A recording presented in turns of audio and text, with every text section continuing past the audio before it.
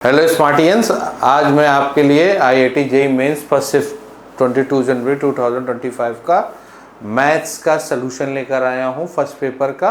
और एक साथ हम ट्रिक के साथ उस सलूशन को करेंगे। देखिए, बहुत ही ब्रीफली सलूशंस दिए हैं, तो आप हम लोग उस पेपर को सॉल्व करते हैं और ऐसे ही हम अगले पेपर नेक्स्ट टाइम पे अगले पेपर देते रहेंगे। वीडियो को लास्ट तक जरूर देखिएगा, मैंने काफ़ी ट्रिक्स उसमें बताई हैं, तो इसलिए एक एक क्वेश्चन को बहुत ध्यान से और करते जाइएगा। तो चलिए हम लोग पहले क्वेश्चन की ओर बढ़ते हैं। ये बच्चों हम लोगों का पहला क्वेश्चन है, तो पहला क्वेश्चन के अनुसार देख लेते हैं हम लोग क्या कर रहे हैं कि the number of non empty equivalence relation on the set 1 2 3। तो इक्विवेलेंस रिलेशन पूछ रहा है, तो इक्विवेलेंस रिलेशन में आप लोग जानते हैं कि क्या होता है, रिफ्लेक्सिव निकालना होता है, सिमेट्रिक निकालना होता है, रिफ्लेक्सिव निकालना होता है, सिमेट्रिक निकालना होता है, और हमारे पास एक क्या होना चाहिए, ट्रांजिटिव। तो ये जो पहला क्वेश्चन था बड़ा इजी क्वेश्चन था कि ये तीन है, तो हम अलग अलग सेट बना लेते हैं कि कितने सेट हैं। तो मान लीजिए R1 एक हम बनाएं, तो वो किस तरीके का बनेगा, 1, 1 जो तीनों, तो एक तो ये बन जाएगा, ये तीनों ही प्रॉपर्टी रखेगा तो इक्विवेलेंट रिलेशन है। दूसरा R2 बना लेते हैं, तो सिमेट्रिक के लिए 1, 1, 2, 2, 3, 3 सिमेट्रिक के लिए तो आप लोग जानते ही हो कि सेम एलिमेंट होना चाहिए ARA इस तरीके से, और उसके लिए ARB इक्वल्स टू BRA होना चाहिए, और उसके लिए ARB इक्वल्स टू BRC किसके अंदर आ जाना चाहिए, फिर ARC हो जाना चाहिए। इस तरीके से होगा ट्रांजिटिव के लिए, ठीक है। तो 1, 1, 1, 2, 3 है, तो अगर हम इसको 1, 2 और 2, 1 ले लें तो एक रिलेशन ये बन जाएगा R2। R3 क्या बना सकते हैं हम, 1, 1, 2, 2, 3, और 1, 3 और 3, 1 बना सकते हैं। एक ये रिलेशन बन जाएगा। R4 बना दीजिए ऐसे ही, 1, 1, 2, 2, 3, और यहाँ से क्या बन जाएगा, 2, 3 और 3, 2। तो एक रिलेशन ये बन सकता है, और एक और बन सकता है सबका कंबाइन करके। वो क्या हो जाएगा, 1, 1, 1, 2, 2, 3, 3। तो यहाँ से बन जाएगा 1, 2, 1, 3, 2, 3 और 2, 1, 3, 1 और 3, 2। एक रिलेशन ये बन सकता है। तो टोटल ये सारे रिलेशन इक्विवेलेंस रिलेशन को शो कर रहे हैं, R1, R2, R3 और R5। ये सभी इक्विवेलेंस रिलेशन, यानी टोटल नंबर ऑफ रिलेशन हम कितने बना सकते हैं, 5 बना सकते हैं। तो इस क्वेश्चन का आंसर बेटा क्या हो जाएगा, 5 हो जाएगा। दैट्स द करेक्ट आंसर है। तो बेटा सेकंड क्वेश्चन देख लेते हैं। सेकंड क्वेश्चन क्या कह रहा है कि f R से R भी एक ट्वाइस डिफरेंशियल फंक्शन है such that fx plus y fx x y for all x y belongs to R है। तो f डैश 0 की वैल्यू 4 है, f सेटिस्फाई दे रखा है, f double dash x minus 3 f dash minus fx of 0, then the area of the region. तो हमको area of the reason निकालना है जहाँ y 0 से f ऑफ ax है, ठीक है। तो ट्वाइस डिफरेंशियल फंक्शन हम कोई मान लेते हैं, तो ट्वाइस डिफरेंशियल फंक्शन मान लेते हैं fx है हमारा, fx इक्वल्स टू e की पावर x। जो ट्वाइस डिफरेंशियल फंक्शन होता है तो e की पावर में ही इस टाइप के क्वेश्चनों में करते हैं। तो हम ले लेते हैं कि e की पावर लैम्डा x कर लेते हैं। तो e की power lambda x is a twice differential function हो जाएगा। इसको डिफरेंशिएट करेंगे तो f डैश x की वैल्यू हमारे पास क्या आ जाएगी, लैम्डा e की पावर लैम्डा x, ठीक है। और f डैश 0 की वैल्यू हमको पता है, दे रखी है, उसने दे रखी है 4a। तो यहाँ से लैम्डा e की पावर x 0 करेंगे तो 0, तो लैम्डा की वैल्यू आ गई यहाँ पर 4a, यानी fx की जो वैल्यू आ गई, तो fx की हमारे पास यहाँ पर वैल्यू आ गई e की पावर 4ax, ठीक है। fx की वैल्यू 4ax आ गई। अब जरा हम इस इक्वेशन में अगर वैल्यू रखें तो f डबल डैश x की वैल्यू क्या हो जाएगी, यहाँ से अगर हम f डबल डैश x निकाल लें तो उसकी वैल्यू हो जाएगी लैम्डा स्क्वायर e की पावर लैम्डा x, ठीक है। तो यहाँ पर जब हम वैल्यू रखेंगे तो हो जाएगा लैम्डा स्क्वायर e की power lambda x, lambda 3a lambda e की पावर लैम्डा x और e की power lambda x equal to 0। तो e की पावर लैम्डा x तो इक्वेशन बन जाएगी 3a lambda minus 1 equal to 0, ठीक है। तो यहाँ से जब हम उसको सॉल्व करेंगे तो यहाँ पर हमारे पास लैम्डा की वैल्यू 4a है, तो 4a रख देते हैं, तो ये 16a² हो जाएगा। यहाँ पे क्या आ जाएगा 12, लैम्डा की वैल्यू 12a² आ जाएगी। अगर 4a की वैल्यू रखेंगे तो ये कितनी हो जाएगी 12a² माइनस 1 इक्वल्स टू 0। ठीक है, तो यहाँ से हमारे पास क्या आ जाएगा 4a² इक्वल्स टू 1। तो a² की वैल्यू हो गई 1/4, तो a की वैल्यू आ गई हमारे पास बेटा 1/2। तो यहाँ से a की वैल्यू हमारे पास क्या आ गई 1/2 आ गई। अब a की वैल्यू अगर 1/2 आ गई है तो e की पावर लैम्डा x है, तो हम जरा ग्राफिकली देखें कि y x हमारा कहाँ से कहाँ तक जा रहा है 0 से 2। तो हम अगर e की पावर लैम्डा की वैल्यू रखें तो यहाँ से e की पावर x का ग्राफ जाएगा इस तरीके से।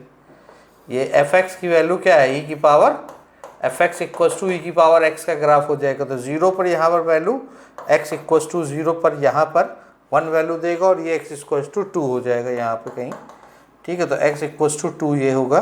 तो रीज़न हमको ये मिल जाएगा, इस तरीके का ये हमें रीज़न मिल जाएगा। तो जो हमारी लिमिट लगेगी वो कहाँ से कहाँ तक हो जाएगी 0 से 2। तो 0 से 2 हमारी लिमिट बन जाएगी। तो 0 से 2 अगर हम लिमिट लगा दें तो 0 से 2 और लैम्डा की वैल्यू तो 4a हो गई और a की वैल्यू हो गई 1/2। तो fx हमारा क्या है fx है e की पावर 4ax है, तो a की जगह 1/2x, तो ये 2x हो जाएगा। तो e की पावर 2x आ जाएगा यहाँ से। तो 0 से 2 e की पावर हमारे पास 2x का फंक्शन आ गया है, तो e की पावर x dx ये हो जाएगा e की पावर x dx। तो ये e की पावर 2x शो करेगा x इक्वल्स टू 2 पर 1/2 रख देंगे तो e की पावर 2x हो जाएगा। तो यहाँ से हमारे पास क्या आ जाएगा e की पावर x, तो e की पावर x, ठीक है, तो e की पावर x हो जाएगा। और तो e की हम यहाँ पर लिमिट लगा देंगे 0 से 2, तो e² माइनस e की पावर 0, तो क्या आ जाएगा e² माइनस 1। तो आंसर आएगा e² माइनस 1, यानी पहला ऑप्शन हमारा सही होगा e² माइनस फंक्शन, क्योंकि e की पावर x का है तो हमारे पास आंसर क्या हो जाएगा e की पावर e² माइनस 1, ये हमारा आंसर हो जाएगा। तो इस तरीके के क्वेश्चन है जिसको हम कर सकते हैं। तो बेटा नेक्स्ट क्वेश्चन में चलते हैं। नेक्स्ट क्वेश्चन क्या है, कह रहा है if the triangle PQR be the image of the triangle with vertex 1, 3, 3, 1 and 2, 4 in the line x plus 2y equals to t. If the centroid of PQR is the point alpha beta, then 15 alpha beta is equals to।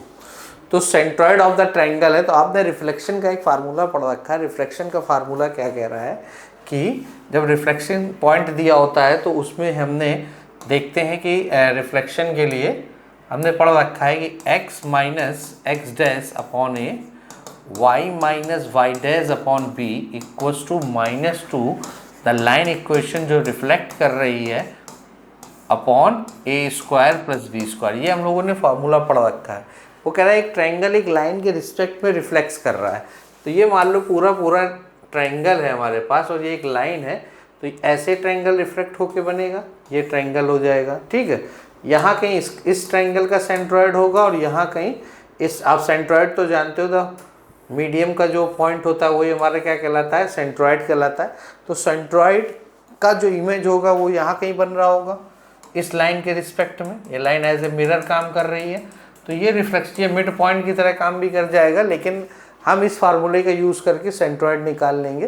तो इस फार्मूले में अगर हम रखेंगे तो पहले तो इस जो जिस ट्रायंगल की इमेज बन रही है उसका हम सेंट्रॉइड निकाल लेते हैं। तो वो हो जाएगा 3 + 4/2/3 x1 + x2 + x3/3। तो वो हो गया 2, यानी कि g डैश के जो कोऑर्डिनेट हो जाएंगे 2, 8/3 हो जाएंगे, यानी कि इस सेंट्रॉइड के जो कोऑर्डिनेट हो गए वो हो गए 2, 8/3। ये तो इस सेंट्रॉइड के कोऑर्डिनेट आ गए। अब हम क्या करें कि इस वाले फार्मूले का यूज़ करके हम निकाल लें। तो ये पॉइंट उसने हमको अल्फ़ा, बीटा ऑलरेडी दे रखे हैं। ठीक है, तो अल्फ़ा माइनस हमारा क्या हो जाएगा 2 अल्फ़ा माइनस 2 अपॉन ए की वैल्यू यहाँ से लाइन से निकलेगी 1। उसी प्रकार बीटा माइनस 8/3 अपॉन 2 और माइनस ऑफ 2 ए एक्स, तो ए तो कुछ है नहीं, एक्स की जगह पॉइंट रखेंगे तो एक्स की जगह हो गया 2, ठीक है, और y की जगह 8/3 यानी प्लस 16/3, ठीक है, माइनस सी यानी -2 अपॉन ए का स्क्वायर यानी 1 का स्क्वायर, 2 का स्क्वायर 4, ये 2 से 2 कैंसिल हो जाएगा। तो यहाँ से अगर हम वैल्यू निकालें α/2 1 beta minus 8/3/2 is equals to, यहाँ पर हमारे पास क्या आ जाएगा 32 तो यहाँ पर हमारे पास आ जाएगा 32/3, 32/3 हो गया ये, और ये 15 हो जाएगा माइनस का 32/15, ठीक है। तो 8/3 इंटू 2 और 2 से यहाँ से मल्टीप्लाई हो जाएगा तो 32/3 और 5 नीचे है तो 8। तो यहाँ से हम अल्फ़ा की अगर वैल्यू निकाल लें तो अल्फ़ा की जो हमारे यहाँ पर वैल्यू क्या आ जाएगी, वो आ जाएगी -32/15 प्लस 2, ठीक है, 15 एलसीएम हो जाएगा तो -2/15, एक तो ये अल्फ़ा की वैल्यू आ गई।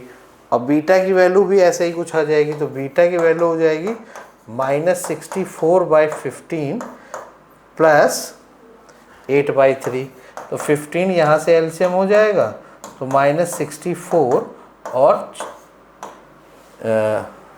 40 -24/15, तो अल्फ़ा की वैल्यू ये हो गई, बीटा की वैल्यू हो गई -24/15। 15 से 15 कट जाएगा तो 15 अल्फ़ा माइनस बीटा की वैल्यू हमारे पास क्या आ जाएगी, ये हो जाएगी 15, अल्फ़ा की वैल्यू है -2/15 और इसकी वैल्यू प्लस में हो जाएगी 24/15, 24/15, तो ये 15 से 15 तो 22 आंसर आ जाएगा बेटा। तो 22 option number 4 is a correct answer हो जाएगा। तो इस तरीके का ये 24 हमारे पर 22 आंसर आ जाएगा। तो आसान सा क्वेश्चन था, रिफ्लेक्शन निकाल के इसको हमने सॉल्व कर दिया इस फार्मूले की मदद से। फार्मूला बस एक फार्मूला ही यहाँ लगा है, बाकी कुछ भी नहीं हुआ है, तो एक फार्मूले की मदद से क्वेश्चन किया जा सकता था।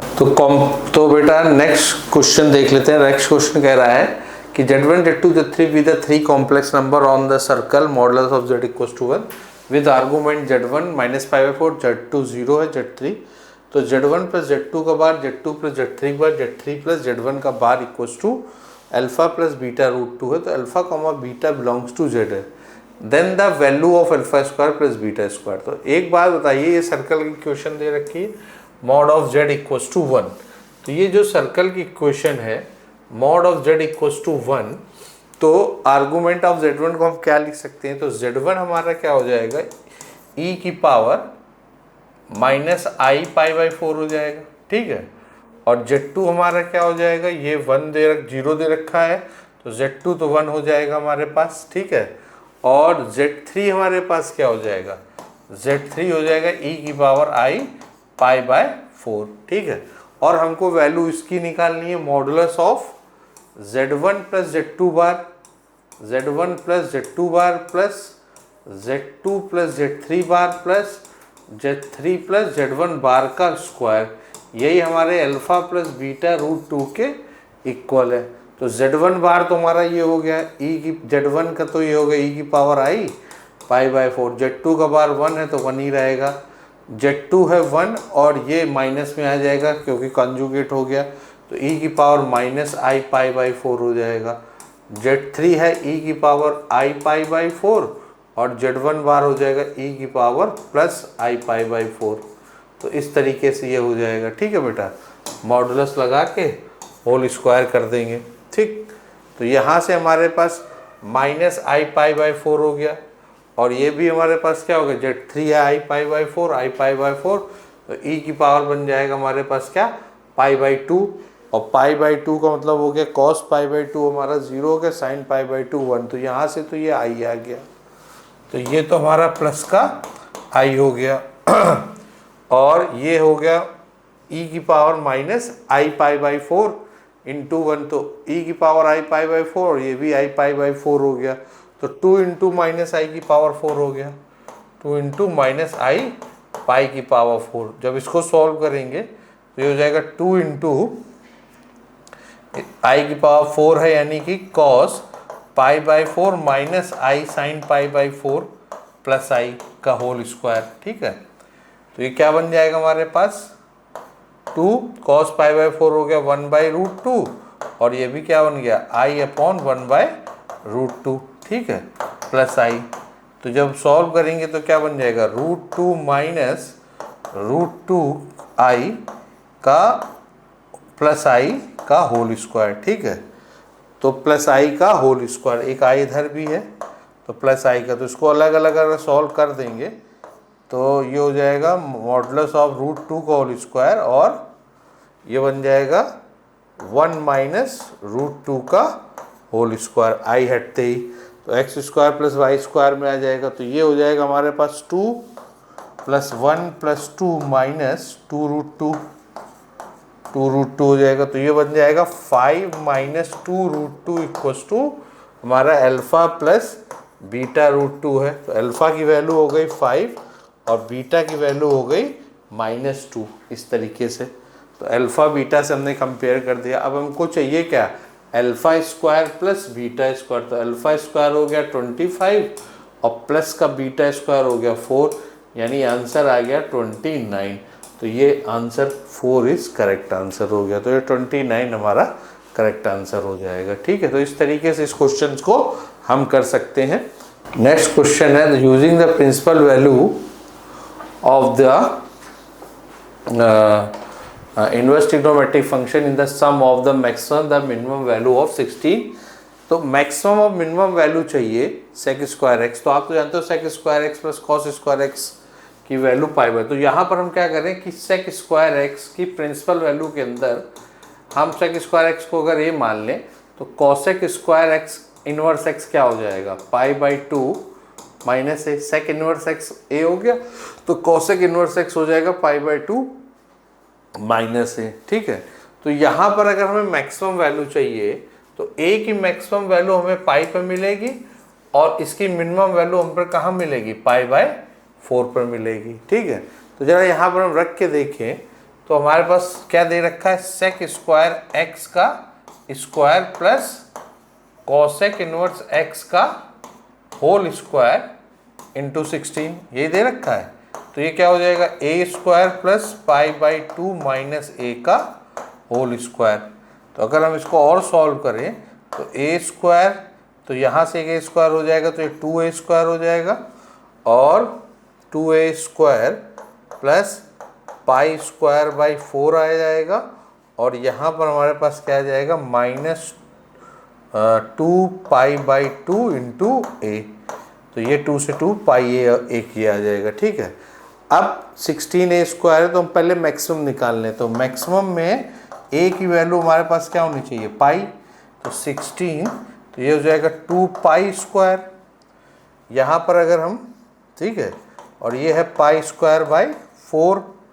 ठीक, और यहाँ पर ए रखेंगे हम पाई तो ये हो जाएगा माइनस का पाई स्क्वायर। ठीक है, तो pi square plus pi square by 4 आ जाएगा, pi square plus pi square by 4 यानी कि 5 पाई स्क्वायर बाई 4 यानी 16 इंटू 5 पाई स्क्वायर बाई 4।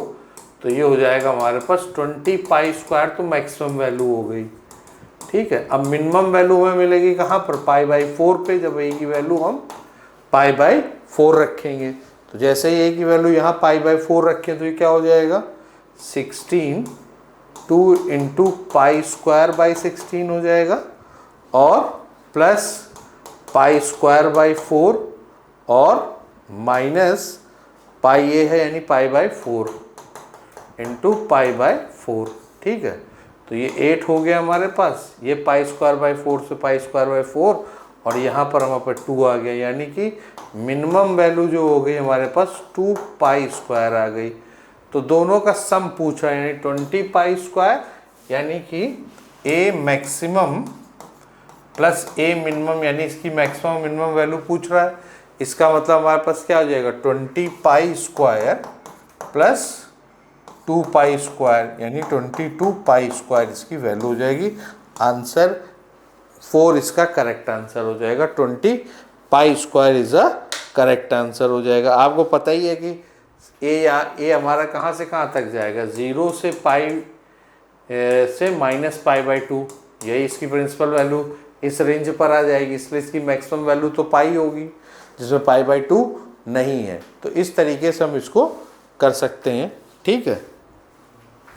तो ये हमारा क्वेश्चन हो जाएगा 22 पाई स्क्वायर, ये हमारा क्वेश्चन हो जाएगा, मतलब आंसर हो जाएगा 22 पाई स्क्वायर, ठीक है बेटा। तो इस तरीके के क्वेश्चन थे। और भी अगला क्वेश्चन चलिए देखते हैं क्या है अगला क्वेश्चन। तो बेटा नेक्स्ट क्वेश्चन देख लेते हैं। नेक्स्ट क्वेश्चन क्या है कि a coin twice 3 times let X the denotes the tail follows that a head mu and sigma square denote the mean and variance of X then the value of 16/4। तो mean और variance पूछ रहा है। तो mean तो आपको पता ही है क्या होगा, मीन होता है हमारा, मीन हो गया हमारा म्यू, जिसको हम कहेंगे समेशन सिग्मा xi pi, और वेरिएंस हमारा क्या होगा, सिग्मा हो जाएगा, वो क्या होता है sigma xi square pi square minus mu, ये हमारा वेरिएंस हो जाएगा, ठीक है। तो मीन और वेरिएंस हमें निकालना है, सिग्मा स्क्वायर यू म्यू और सिग्मा स्क्वायर, ठीक है। तो पहले तो हम प्रोबेबिलिटी निकाल लेते हैं। कह रहा है कि 3 टाइम्स टॉइन है और टेल फॉलोड बाय हेड। तो पहले मान लीजिए हेड हेड हेड आया, तो यहाँ पर प्रोबेबिलिटी क्या आ जाएगी 0, क्योंकि हेड टेल के फॉलोड बाय हेड है ही नहीं। फिर मान लीजिए हेड हेड हेड टेल आ गया तो 1 हो गई। फिर हेड टेल हेड आ गया, यहाँ पे भी 0 हो जाएगा, फॉलोड बाय टेल होना चाहिए, तो ये 1 हो जाएगा। हेड टेल टेल आ गया, ये भी 0 हो गई। टेल हेड हेड आ गया तो ये 1 हो गई, ठीक है। फिर हेड टेल हेड आ गया, ये तो बता चुके हैं, हेड टेल हेड या टेल हेड हेड आ गया, टेल हेड टेल आ गया, अगर tail head tail tail head tail तब भी फॉलोड बाय एक हेड है, तो ये भी 1 हो जाएगी। टेल हेड टेल हो गया, ठीक है। ट्रिपल टेल तो यहाँ पर भी 0 हो जाएगी, ठीक है। और double tail plus head, double tail plus head तो ये 1 हो जाएगी, ठीक है। Double tail plus head. और क्या हो सकता है बेटा, हो तो गया 1 2 3 4 5 6 7 8, तो यहाँ बराबर आ रही है 1 2 3 4 ये है, तो ये है, यानी कि यहाँ पे जो हमारा xi है 0 और 1 लाने के लिए pi की जो वैल्यू आई है वो क्या आ जाएगी 1/2, pxi हमारे पास 1/2 हो जाएगा, क्योंकि इक्वल आ रही है।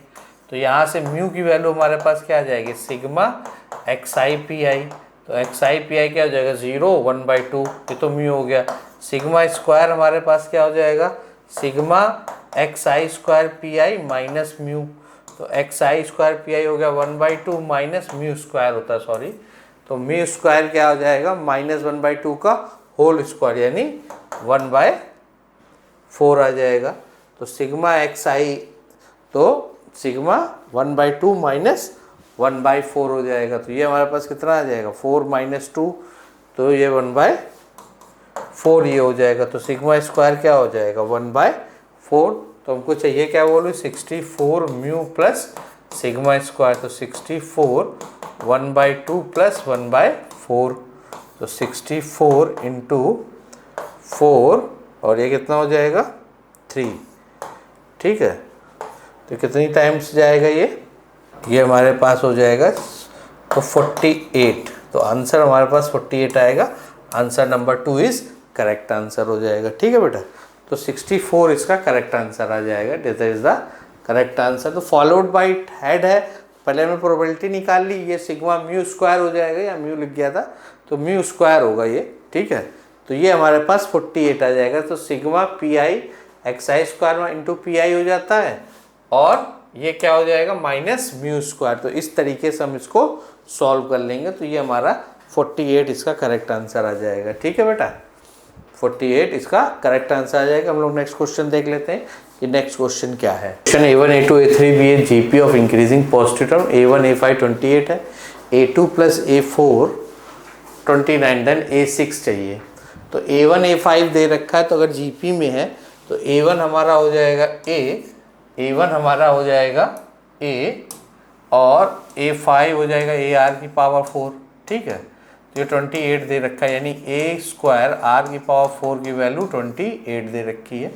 A2 हो गया हमारा AR और A4 हो गया AR क्यूब इक्वल टू 29। अगर हम यहाँ से AR कॉमन ले लें तो 1 प्लस आर स्क्वायर की वैल्यू 29 है। तो यहाँ AR है और यहाँ AR स्क्वायर है।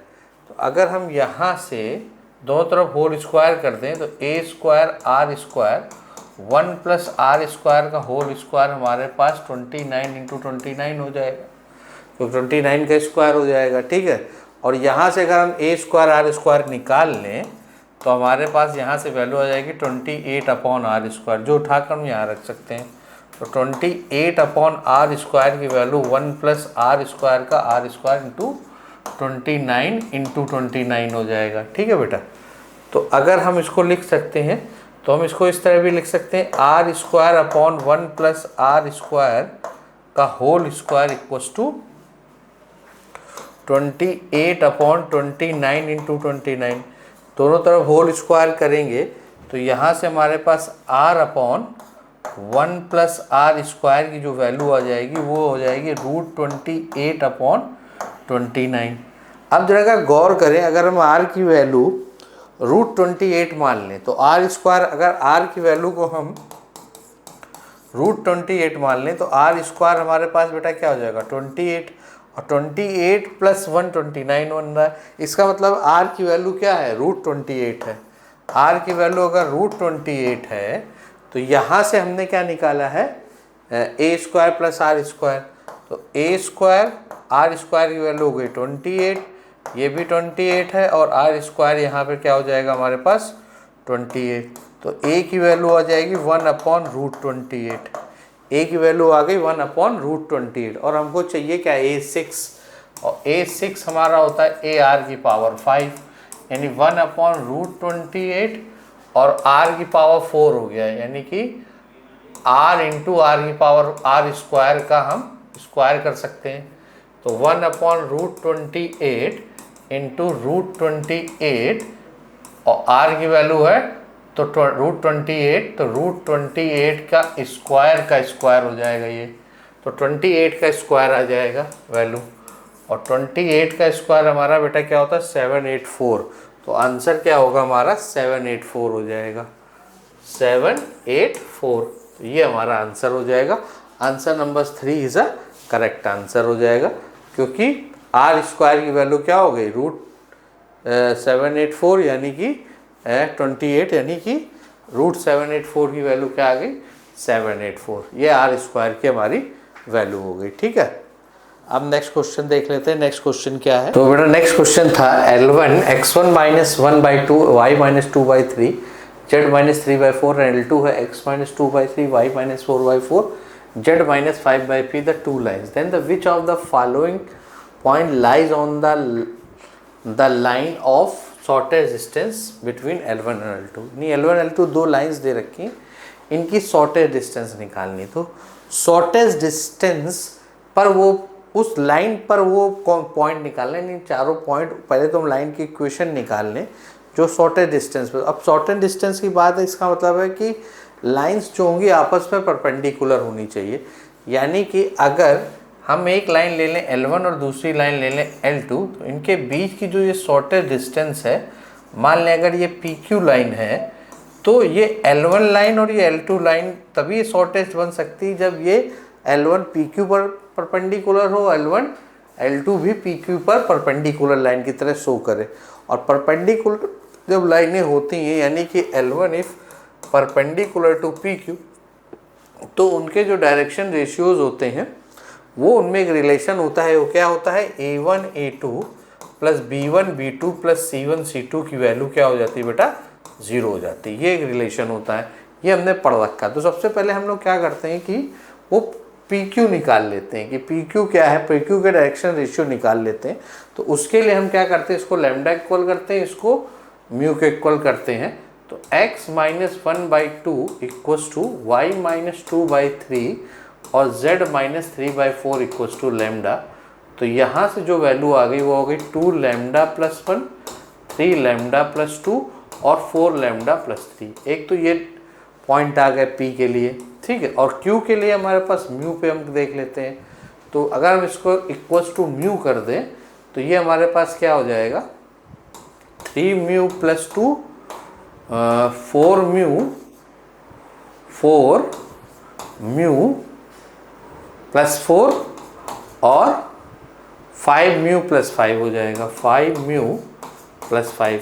तो direction ratios of P Qs हमारे पास क्या आ जाएंगे, वो हो जाएंगे 3 mu plus 3 mu minus 2 lambda plus 1, एक तो ये हो गया। दूसरा 4 म्यू माइनस 3 लैम्डा प्लस 2, और तीसरा हो जाएगा 5 म्यू माइनस 4 लैम्डा प्लस 2। तो ये हमारे direction ratio of P Q आ गए। अगर direction ratio of P Q है और अगर पी क्यू इज परपेंडिकुलर तो ये रिलेशन शो होगा, यानी कि 3 mu minus 2 lambda plus 1 into इसका direction ratio 2 plus 4 mu minus 3 lambda plus 2 into 3, और प्लस क्या होगा 5 mu minus 4 lambda plus 2 into 4 equals to 0। तो एक रिलेशन यहाँ से आ जाएगा, एक रिलेशन हमारा यहाँ से आ जाएगा। जरा इसको सॉल्व कर लेते हैं। तो ये हो जाएगा 6 म्यू माइनस 4 लैम्डा प्लस 1 है ये, तो ये 2 हो जाएगा, और plus 12 mu minus 9 lambda plus 6 plus 20 mu minus 16 lambda plus 8 equals to 0। ठीक है, तो इस तरीके से हम एक ये देख लेते हैं कि ये हो गया। अब जरा इसको सॉल्व करते हैं। तो 12 कितना होगा 32 और प्लस 6, 32 प्लस 6 हमारे पास कितना हो गया 38 म्यू। ठीक है, माइनस 4 लैम्डा माइनस 9 लैम्डा और माइनस 6 लैम्डा, तो 20 और 9 माइनस 29 लैम्डा। ठीक है, और 2 प्लस 6 8 और 8 16 प्लस 16 इक्वल्स टू 0। तो एक इक्वेशन तो बेटा ये बन गई, और दूसरी इक्वेशन बना लेते हैं जब P Q is perpendicular to L2 हो। तब हमारे पास इक्वेशन क्या हो जाएगी 3 mu minus 2 lambda plus 1, direction ratio इसका 3 है, plus 4 mu minus 3 lambda plus 2 into 4 plus 5 mu minus 4 lambda plus 2 into 5 equals to 0। तो इस तरीके से बेटा ये हमारा डायरेक्शन रेशियोज की वैल्यू आ गई। मतलब ये, तो इससे जो इक्वेशन बनेगी वो बनेगी 15 म्यू कितना हो जाएगा 9 और 16 और 25, तो 25 और 25 15 म्यू और minus 38 lambda plus 21 equals to 0। तो एक इक्वेशन नंबर 2 ये बन गए। तो इक्वेशन नंबर 1 और 2, इक्वेशन नंबर 1 और 2 को सॉल्व करें तो म्यू और लैम्डा की वैल्यू निकाल लेते हैं। तो यहाँ से लैम्डा की वैल्यू आ जाएगी 1/3, लैम्डा की वैल्यू बेटा 1/3 आ जाएगी, और म्यू की वैल्यू आ जाएगी -1/6। तो लैम्डा की वैल्यू 1/3 आ गई, और तो यहाँ से हम पी और क्यू का डायरेक्शन रेशियो निकाल लें। तो लैम्डा की वैल्यू जैसे रखेंगे तो पी और क्यू की क्या वैल्यू हो जाएगी, तो पी के जो हमारे पास पॉइंट आ जाएंगे वो हो जाएंगे, यहाँ पे अगर हम लैम्डा की वैल्यू 1/3 रखें तो 1/6 प्लस 1। ठीक है, तो P की वैल्यू और Q की वैल्यू देख लें क्या आ जाएगी। म्यू की वैल्यू है 1/6 और ये है लैम्डा की वैल्यू है 1/3। तो P की वैल्यू यहाँ से आ जाएगी 2 + 3 यानी 5/3। ठीक है, तो P की वैल्यू तो यहाँ पर लिख देते हैं P और Q की कहाँ लिखे हैं वैल्यू। हाँ, तो P की वैल्यू हो जाएगी 5/3 यहाँ पर रखेंगे अगर हम p, तो p की वैल्यू हमारे पास आ जाएगी, तो p की वैल्यू बेटा हमारे पास आ जाएगी, तो यहाँ पर हमारे पास p की वैल्यू आ जाएगी, p की जो वैल्यू आ जाएगी वो हो जाएगी, लैम्डा की वैल्यू रखेंगे तो 2/3 यानी 5/3, 3 से 3 कट जाएगा तो 1, ये 3 बचेगा, और यहाँ पर क्या हो जाएगा 1/3 तो 13/3, ये तो p की वैल्यू हो गई। और q की वैल्यू क्या आ जाएगी, q की वैल्यू जब हम रखेंगे तो वो हो जाएगी 3/2, म्यू की वैल्यू कितनी है 1/6 है, तो 3 से 3 कट जाएगा -1/2 तो 3/2 आ गई, ठीक है। और यहाँ पर म्यू की वैल्यू रखेंगे 1/6 तो 2/3 + 4 यानी कि करीब 14 तो ये हो जाएगी 10/3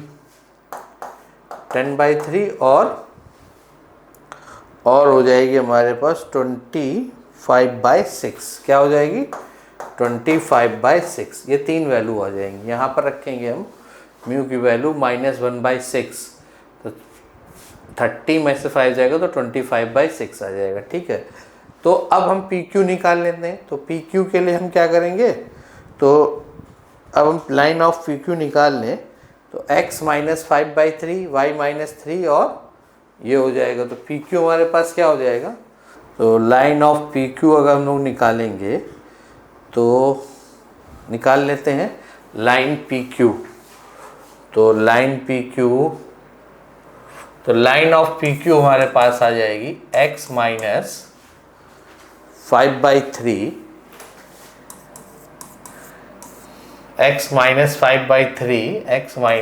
5/3 अपॉन क्या हो जाएगा, यहाँ से 5/3 - 2 6 कॉमन हो जाएगा, ठीक है। तो हमारे पास आ जाएगी OQ - OP यानी 3/2 माइनस ये, तो ये हमारे पास बचेगा क्या 9 - 5 4/6 यानी कि हमारे पास जो लाइन आ जाएगी वो -1/6 हो जाएगी। तो लाइन की इक्वेशन हम बना लेते हैं, तो लाइन की इक्वेशन के लिए जगह बनानी पड़ेगी, तो लाइन की इक्वेशन हम यहाँ बना लेते हैं। तो लाइन की जो इक्वेशन है वो हमारी क्या बन जाएगी, अगर हम लाइन की इक्वेशन बनाएं तो लाइन की बेटा हमारे पास इक्वेशन हो जाएगी, देखते हैं, तो लाइन की इक्वेशन हो जाएगी हमारे पास, तो ये हमारे P और Q आ गया, तो x - 5/3 लाइन PQ की अगर इक्वेशन बनाए और 5/3 में से 3/2 जाएगा तो 1/6 बचेगा, x2 - x1 x - x1 upon x2 - x1 होता है, y - y1 यानी कि 3, और यहाँ से जाएगा तो 3 में से 10/3 जाएगा तो माइनस का 1/3 आ जाएगा, और यहाँ से y - 13/3 यानी कि 13/3 में से 26/1/6 आ जाएगा, ठीक है। तो 6 से कर देंगे तो ये बचेगा x - 5/3, ठीक है, तो ये हो जाएगा 1, ये y - 3/-2 और ये y - 13/3 1 हो जाएगा, ठीक है। अब इन चारों पॉइंट में देख लेते हैं कौन सा सेटिस्फाई करेगा, तो यहाँ पर -5/3 रखेंगे तो ये सेटिस्फाई नहीं करेगा क्योंकि ये तो 0 बन जाएगा, ये गड़बड़ कर जाएगा हमारे पास। अब 2/3 वाला रखेंगे तो 2 और 3 ये भी नहीं बनेगा, ये भी नहीं हो रहा है, ये भी नहीं हो रहा है। 8/3 वाला पॉइंट अगर रख के देखें तो 8/3 - 5/3 तो 1/1 आना चाहिए, तो ये 1/3 रखेंगे तो नहीं आ रहा है, तो ये वाला पॉइंट भी नहीं आ रहा है। ये जरा रख के देखें 14/3 में से 5/3 जाएगा, तो 14 में से 5 गया तो 9/3, वैसे ही 22 में से 13 जाएगा तो 9 बार, हाँ ये वाला पॉइंट बन रहा है। तो option 4 is A correct answer, तो ऑप्शन 4 हमारा कौन सा बेटा करेक्ट आंसर होगा। तो ये पॉइंट इस लाइन को सेटिस्फाई कर रहे हैं, ये जो PQ लाइन है इसको सेटिस्फाई कर रहे हैं, तो option 4 is a correct answer, वो ये पॉइंट इस लाइन पे लाई करेगा, यही वो क्वेश्चन पूछ रहा था। तो बेटा नेक्स्ट क्वेश्चन क्या है, the product of all solution of the equation, तो प्रोडक्ट ऑफ ऑल सोल्यूशन है, तो e की पावर 5, ये बहुत ही आसान सा क्वेश्चन है। +3 इक्वल्स टू x की पावर 8 है। e को उधर ले जाएंगे तो log हो जाएगा, तो log ex का square +3 equals to ln x की पावर 8 ये हो जाएगा। ठीक है, ln x की पावर 8 हो जाएगा, e को उधर ले जाएंगे तो ये हमारे पास क्या हो जाएगा, log ex का स्क्वायर 5 log ex का whole square minus ln ex की पावर 8 माइनस ln, तो 8 ln x कर सकते हैं हम इसको, तो यहाँ पर हम 8 कर सकते हैं, तो 8 ln x हो जाएगा ये, तो ये 8 ln x हो गया हमारा। ठीक है, ये हम 8 लिख दें इसको, तो ये यहाँ आ गया 8 ln x +3 इक्वल्स टू 0। अब ln x को अगर lex को हम अगर t मान लें तो ये 5t square minus 8t +3 equals to 0। अगर इसके सोल्यूशन है तो इसके दो सोल्यूशन होंगे, t1 + 2t इक्वल्स टू 8/5, और t1 और t2 की जगह हम ये वैल्यू रख दें ln में, तो ये हमारे पास क्या हो जाएगा, ln x1 x2 equals to 8/5। तो x1 और x2 की वैल्यू बेटा क्या आ जाएगी, e की पावर 8/5। तो प्रोडक्ट ऑफ टू सोल्यूशन हमारे पास e की पावर 8/5, इसका ये करेक्ट आंसर हो जाएगा, that is the correct answer of that question. तो बच्चों हम लोग नेक्स्ट क्वेश्चन देख लेते हैं। तो नेक्स्ट क्वेश्चन हमारा क्या है कि summation of r equals to 1 sin tr 2n - 1 tn + 2 2n + 3 tn + 64 है, और summation limit n tending to infinity r की पावर n। तो ये हमको 1/tr, यानी कि हमको इस जो सीरीज़ का अगर हम अनंत टर्म निकाल लें, तो आपको पता होगा कि अनंत जब निकालते हैं तो tn, तो जो हमारा tn आ जाएगा बेटा वो क्या हो जाता है, कंसेक्यूटिव सम का डिफरेंस ही कहलाता है, Sn -1 हो जाएगा। ठीक है, अब जब हम यहाँ ये हमको एक Sn दे रखा है, Sn -1 करेंगे तो हमारा जो Tn आ जाएगा वो क्या आ जाएगा, हमारा आ जाएगा 2n - 1 2n + 1 एंड 2n + 3। इन दोनों का जो डिफरेंस होगा वो क्या हो जाएगा, 2n - 1 2n + 1 एंड 2n + 3, हमारा ये डिफरेंस हो जाएगा इस तरीके से। ठीक है, और हमको क्या चाहिए, 1/tn चाहिए, तो 1 जब हम tn करेंगे तो ये हमारा कन्वर्ट हो जाएगा 1/2n - 1 2n + 1 एंड 2n + 3 में। तो ये हमारा डिफरेंस कन्वर्ट हो गया 2n - 1 1/2n + 1 और 2n। अब इसी का अगर हम समेशन ले लें तो समेशन r इक्वल्स टू 1 से लेकर n 1/tn हमारा क्या हो जाएगा, तो 1/tn हमारा बन जाएगा, अगर हम इसका समेशन लें तो tn हमारा क्या हो जाएगा, और यहाँ से हमारे पास क्या बचेगा, 1/8 यहाँ से भी बचेगा, तो ये 8 ऊपर चला जाएगा क्योंकि ये तो समेशन लेंगे तो 8 भी बचेगा डिफरेंस लेने के बाद, तो 8 2n - 1 2n + 1 2n + 3 आ जाएगा, और समेशन ऑफ 1/tn जब हम करेंगे तो इसकी वैल्यू हमारे पास क्या हो जाएगी, अगर समेशन ऑफ 1/8 tn करें तो हमारे पास आ जाएगा, लिमिट भी लगी इसमें, limit n tending to infinity. तो जब हम लिमिट लगाएंगे और 1/tn करेंगे तो समेशन के साथ ये 2n - 1 2n + 1 और 2n + 3 लिखा हुआ है, और लिमिट लगा देंगे तो ये हमारा हो जाएगा 1/8, तो ये डिफरेंस आ गया है, और 64 लगा हुआ है, तो 1/tr है, tn है, तो ये 1/tn से 8 ऊपर चला गया है, तो समेशन r इक्वल्स टू 1 से n की वैल्यू हमारी हो जाएगी 1/, इसका ही हमें समेशन लेना है, तो इसको अगर हम डिफरेंस में ले लें तो ये बन जाएगा हमारा 2n - 1 2n + 1 इस तरीके से, और 1/2n + 1 और 2n + 3, अगर ब्रेक थ्रू इसका इस तरह बना दें तो ये हमारा 8/4 हो जाएगा करीब करीब।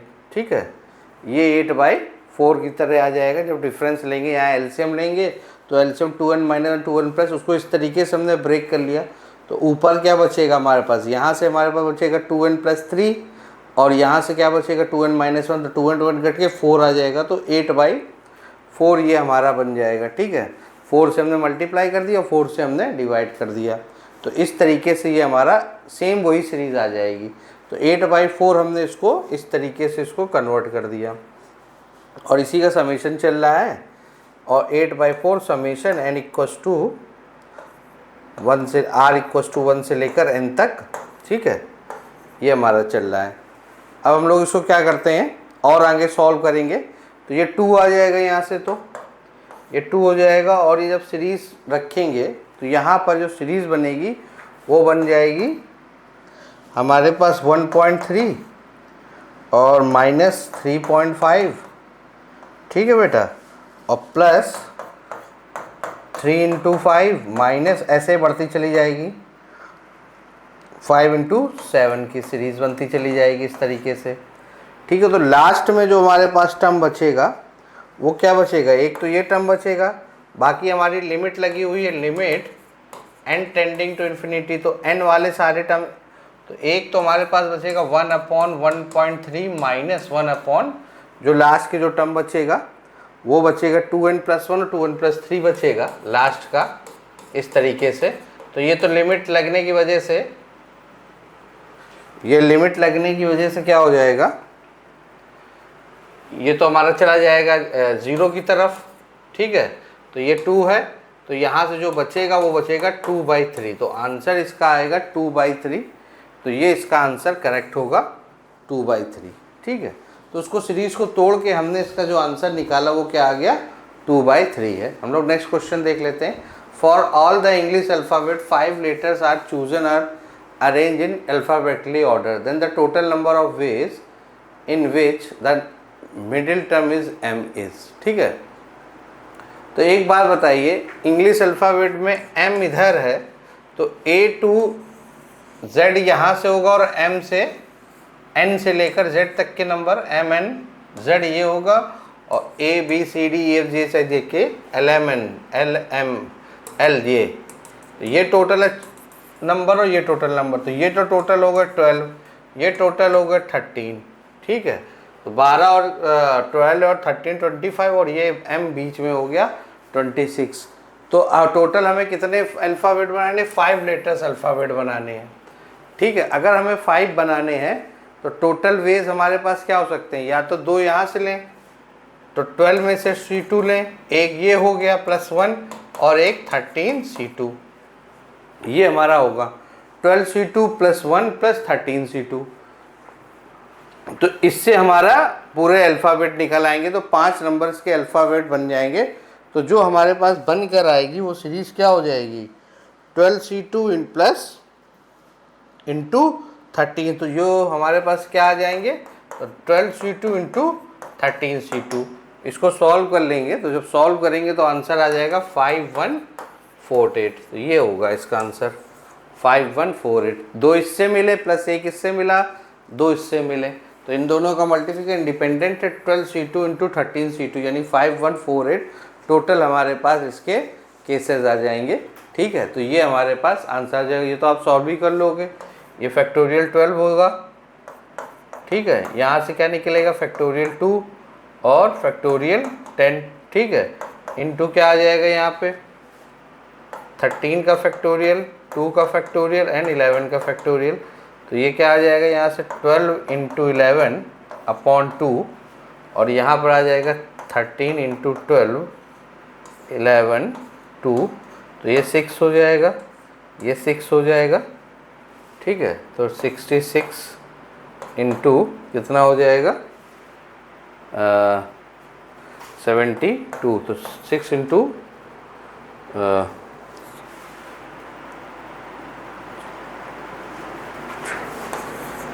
तो 8 आएगा, तो 51486, तो ये 5148 ही आंसर आ जाएगा। ठीक है, 66 × 78 हो जाएगा। ठीक, तो इस तरीके से हम इसको कर सकते हैं। नेक्स्ट क्वेश्चन देख लेते हैं। X y with the solution of the differential equation y² = dx। तो x1 दे रखा है, इसका मतलब x1 में कह रहा है, यानी कि dx/dy की डिफरेंशियल इक्वेशन की बात हो रहा है, क्योंकि पूछ हमसे क्या रहा है x1, तो हम इसको dx अपॉन dy से करेंगे ताकि हमको दिक्कत ना हो, यानी एक्स वाई की सीरीज़ बन जाएगी। तो अगर आप इसको dx अपॉन dy करें तो जब इसको राइट हैंड साइड में ले जाएंगे y square equals to d x minus x minus 1/y dy हो जाएगा। तो यहाँ से क्या बन जाएगा dx अपॉन dy, ठीक है, ये x माइनस में होगा तो ये प्लस में हो जाएगा, 1/y square equals to x आ जाएगा यहाँ पे, ठीक है, 1/y square equals to x हो जाएगा, ठीक।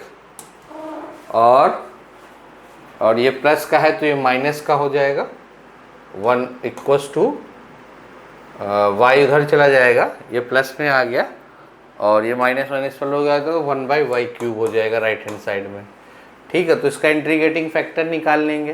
तो इसका इंटीग्रेटिंग फैक्टर क्या हो जाएगा, आई एफ ई की power integration 1/y square D Y, ठीक है। तो इसका इंटीग्रेटिंग फैक्टर हो जाएगा E integration 1/y square of D X. तो इसको जब इंटीग्रेट करेंगे तो हमारे पास आई एफ की वैल्यू क्या आ जाएगी, तो y की पावर -2 + 1 -1/y आ जाएगा, है ना। यहाँ से e की पावर माइनस का 1/y आ जाएगा, ये इंटीग्रेटिंग फैक्टर हो जाएगा हमारा, y की पावर -1/y, ये हमारा इंटीग्रेटिंग फैक्टर आ जाएगा, ठीक है बेटा। तो क्या हो जाएगा, तो ये क्योंकि x में है तो x के रूप में इसको लिखेंगे, तो x इंटू ई की पावर -1/y इंटीग्रल ई की पावर -1/y, और हमारे पास क्या हो जाएगा यहाँ से राइट हैंड साइड में इंटू 1/y क्यूब dy, यही हो जाएगा हमारा। अब यहाँ पर 1/y को t मान लेते हैं, तो -1/y को अगर हम t मान लें तो जो हमारे पास क्या बन जाएगा, -1/y है, इसको t मान लेंगे तो ये हमारा बन जाएगा x इंटू, यहाँ पे सॉल्व कर लेते हैं, तो ये बन जाएगा x इंटू ई की पावर -1/y इंटीग्रल में ये क्या हो जाएगा, e की पावर 1/y को t माना है तो e की पावर t हो जाएगा, और यहाँ से क्या हो जाएगा 1/y को डिफ्रेंशिएट करेंगे तो ये क्या बन जाएगा 1/y स्क्वायर dy dt, ठीक है। तो यहाँ से 1/y स्क्वायर dy dt हो जाएगा, 1/y बचेगा, तो जो हमारे पास बचेगा वो हो जाएगा t e की पावर t dt, ठीक है। तो इसको ज़रा सॉल्व कर लेते हैं, तो ये हो गया x e की पावर -1/y, और इसको जब आइलेट से करेंगे तो ये क्या हो जाएगा, ये हमारा बन जाएगा माइनस, इसका एक माइनस आ जाएगा, माइनस बचेगा यहाँ से, e की पावर 1/y स्क्वायर दे रखा है, ये माइनस यहाँ से बचेगा क्योंकि यहाँ तो माइनस आएगा, -1/y स्क्वायर dy/dt, तो यहाँ से माइनस बचेगा, तो इसको डिफ्रेंशिएट करेंगे तो ये हो जाएगा माइनस, इंटीग्रेट करें माइनस e की पावर t माइनस e की पावर t dt, तो t का 1 हो जाएगा, माइनस है तो प्लस हो जाएगा, तो e की पावर t, तो ये आ जाएगा x माइनस टी ई की पावर t प्लस ई की पावर t आ जाएगा, ठीक है। सॉल्व करके प्लस c इंटीग्रेट करने के बाद ये आ गया, तो x e की power -1/t minus T E की पावर t प्लस ई की पावर t प्लस c, ठीक।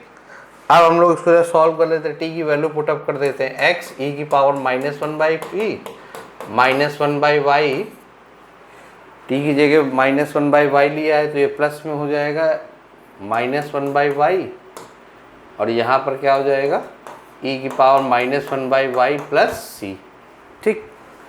ये सॉल्व होके हमारे पास आ गया -1/y, ठीक है।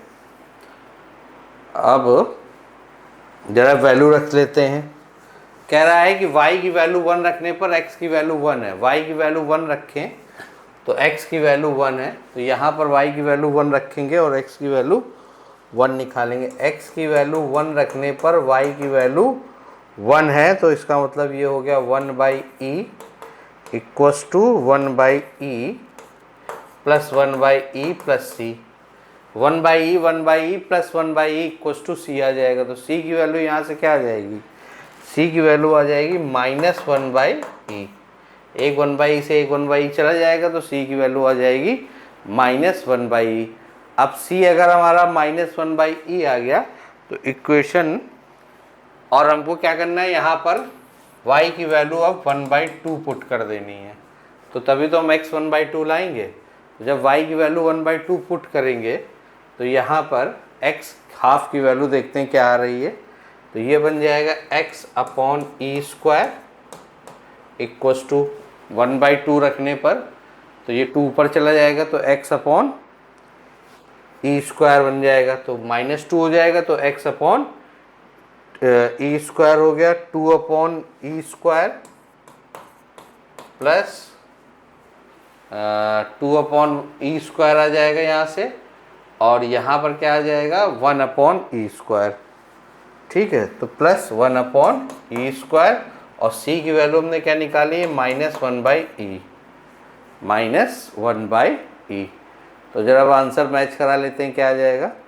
तो यहाँ से x की वैल्यू हमारे पास क्या आ जाएगी, e² कॉमन हो जाएगा तो x की वैल्यू यहाँ से आ जाएगी हमारे पास e² कॉमन हो जाएगा तो ये हो जाएगा 2 + 1 3 -e, तो ये 3 - e आंसर है, कोई बिल्कुल है। तो x की वैल्यू 3 - e, यहाँ से 3 बन जाएगा, ये e इधर आ जाएगा तो 3 - e और e² से, तो x की वैल्यू 3 - e आ जाएगी। तो ये अगला क्वेश्चन हमारा हो जाएगा x = 3 - e। इस तरीके से हम इसको सॉल्व कर लेंगे। तो ये क्वेश्चन तेजी से किए जा सकते हैं, आसान से क्वेश्चन है। तो नेक्स्ट क्वेश्चन बेटा देख लेते हैं, नेक्स्ट क्वेश्चन क्या कह रहा है। तो नेक्स्ट क्वेश्चन है कि let the parabola y = x² + px - 3 meet the coordinate axes at the point कहाँ पर बेटा मीट कर रहे हैं, PQR। If the circle C with centre at -1, -1 passes through the point PQR, then the area of PQR। तो अगर area निकालना है तो हमें PQR के क्या पता होना चाहिए, कोऑर्डिनेट पता होना चाहिए इन तीनों पॉइंट के। ठीक है, अगर हम एक बात करें कि सर्कल का जो सेंटर है ये है -1, 1, यानी सर्कल की जो इक्वेशन हो जाएगी x + 1 का होल स्क्वायर y + 1 का whole square equals to r²। सबसे पहले तो हम रेडियस निकाल लेते हैं। अब ये हमको पैराबोला क्या दे रखा, y² = x² + px - 3। यहाँ अगर हम y की वैल्यू 0 रख दें तो हमें x के 2 पॉइंट मिल जाएंगे। मान लीजिए कि दूसरा एक पॉइंट है P जिसके कोऑर्डिनेट है α, 0, और दूसरा पॉइंट है Q जिसके पॉइंट हो जाएंगे β, 0। और अगर x की वैल्यू 0 रखेंगे तो y के कोऑर्डिनेट, तो r हमारे पास हो गया 0, 0। सर्किल इन तीनों पॉइंट से भी पास हो रहा है, इसका मतलब है कि ये r से हम r निकाल देते, इससे पास हो रहा है।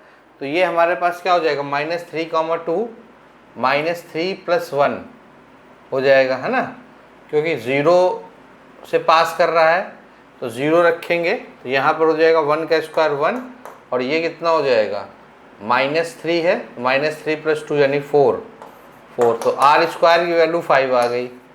r² हमारा 5 हो गया, तो सर्कल हमारे पास क्या हो गया x + 1 का होल स्क्वायर प्लस y + 1 का होल स्क्वायर इक्वल्स टू 5। ठीक है, ये हमारे पास सर्कल की इक्वेशन आ गई, x + 1 का होल स्क्वायर प्लस y + 1 का होल स्क्वायर प्लस 5 हो गया।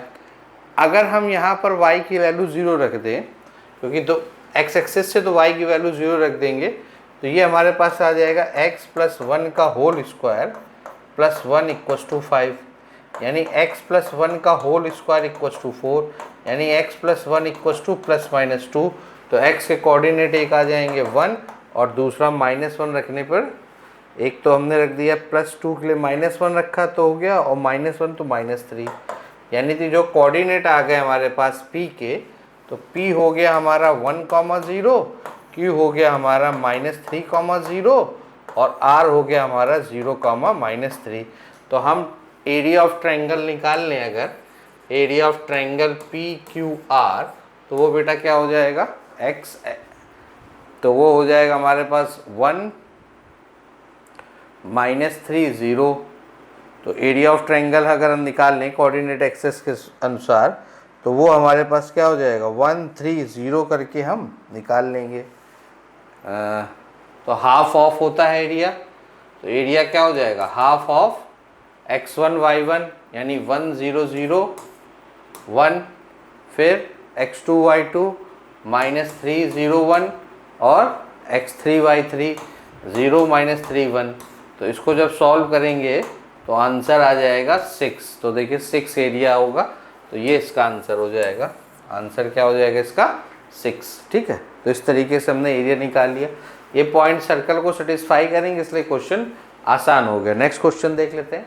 ए circle C of the radius 2 lies on the second quadrant and touches the both the coordinate axes. Let r be the radius of circle that has center 2,5 intersect this c exactly 2 point, the set of possible value of interval l, beta। अच्छा ठीक है, तो circle of radius 2 lies on the second quadrant touches the both the coordinate access. यानी कि ऐसा कोई circle होगा यहाँ कहीं सेकंड क्वाड्रेंट में जो टच कर रहा है सर्कल को यहाँ पे इस पॉइंट पे, ठीक है, और उसकी रेडियस 2, माइनस, ये -2 ये हो गई और 2 ये हो गया, तो इसका सेंटर के कोऑर्डिनेट होगा 2, -2। तो इसके इक्वेशन क्या हो जाएगी बेटा? x + 2 का होल स्क्वायर और y - 2 का होल स्क्वायर इक्वल्स टू 2 का स्क्वायर। ये इसकी इक्वेशन हो गई, क्योंकि रेडियस इसकी 2 है। और इसकी रेडियस क्या हो जाएगी? इसकी हो जाएगी, ये एक दूसरा सेंटर है, तो x - 2 का होल स्क्वायर, y - 5 का होल स्क्वायर, और हम इसको r स्क्वायर कह दें।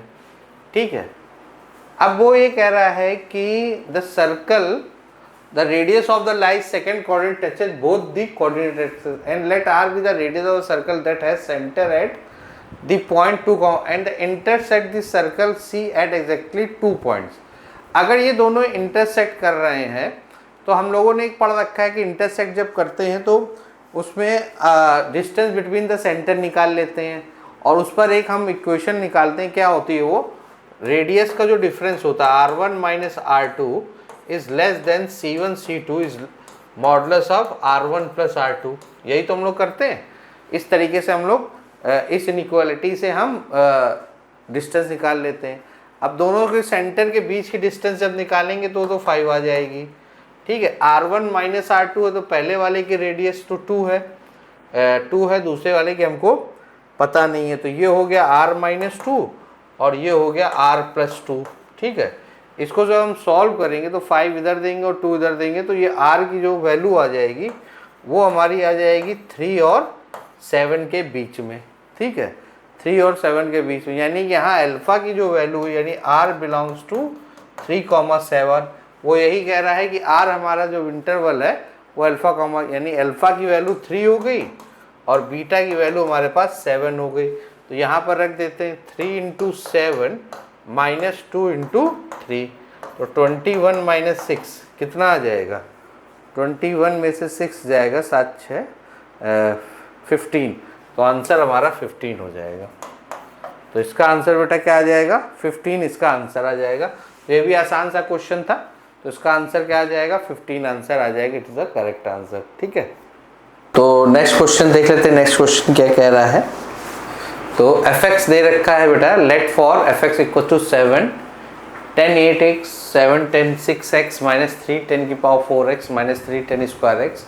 I1 दे रखा है 0 से π/4 fx dx एंड I2 दे रखा है 0 से π/4 x fx dx। Then 7I1 + 12I2 is equal to, तो 7I1 निकालना है यहाँ पर 12, और I1 हमको वो दे रखा है, तो I1 की वैल्यू fx ये दे रखा है, तो I1 हम ले लेते हैं। तो 0 से π/4 fx हमारा क्या है? 7 8x। तो जरा गौर करो, यहाँ 8 और 6 है और यहाँ 4 और 2 है, तो अगर हम इसमें से 6 कॉमन ले लें तो ये हमारे पास क्या बन जाएगा? 10 6x अगर हम ले लें, यहाँ से 10 6x कॉमन ले लेंगे तो ये बन जाएगा 7 10 6x कॉमन ले सकते हैं, तो बन जाएगा ये 1 + 10 स्क्वायर x यानी sec स्क्वायर x। और यहाँ से अगर हम 3 कॉमन ले लें, 3 10 स्क्वायर x, तो ये हमारा बन जाएगा, ये भी sec स्क्वायर x बन जाएगा, dx हो जाएगा। बिल्कुल सही बात है। तो यहाँ से I1 की वैल्यू 0 से π/4 7 10 की power 6x -3 10 square x sec square x dx हो जाएगा, sec स्क्वायर x dx। ठीक है, तो 10x को अगर हम t मान लेंगे तो ये sec स्क्वायर x dx हो जाएगा। तो ये हमारा जो बन जाएगा 0 से π/4 ये sec square x d x हो जाएगा, तो ये बन जाएगा 7 टी की पावर 6 और ये 3 टी स्क्वायर डी टी हो जाएगा। ठीक है, 7 टी की पावर 6 डी टी, तो इसको जब हम डिफ्रेंशिएट इंटीग्रेट करेंगे तो 7 हो जाएगा और ये 3t क्यूब अपॉन 3, तो ये कैंसिल आउट हो जाएगा और ये हमारा 0 से π/4 आ जाएगा। और जब हम 10 की वैल्यू रखेंगे तो 10 की पावर 7x हो जाएगा ये, और माइनस 10 की पावर क्यूब x। तो यहाँ से हम 0 से π/4 रखेंगे तो I1 की वैल्यू तो यहाँ तो 0 आ जाएगी, क्योंकि π1 ये हो जाएगा, ये 0 तो I1 तो हमारा बेटा 0 हो जाएगा। लिमिट यहाँ मैंने चेंज करके नहीं रखी, अब ज़रूरत नहीं थी, ऐसे रख दी है। यहाँ वैसे चेंज होगी, अगर रखेंगे टी पे निकालेंगे तो हमने 10 पर निकाल दी है, तो I1 की वैल्यू 0 हो जाएगी। अब इसी प्रकार जब हम लोग I2 निकाल लेते हैं, x fx क्या होगा I2। ठीक है, तो I1 तो हमारा 0 आ गया। अब जरा हम x fx निकालेंगे तो यहाँ पर हमारे पास क्या आ जाएगा, fx को सेकंड फंक्शन मान लेते हैं और x को फर्स्ट फंक्शन मान लेते हैं। तो fx हमारा ये दे रखा है, अगर इसको सेकंड फंक्शन मानेंगे तो यही चीज़ आएगी सॉल्व होके, इतनी ही।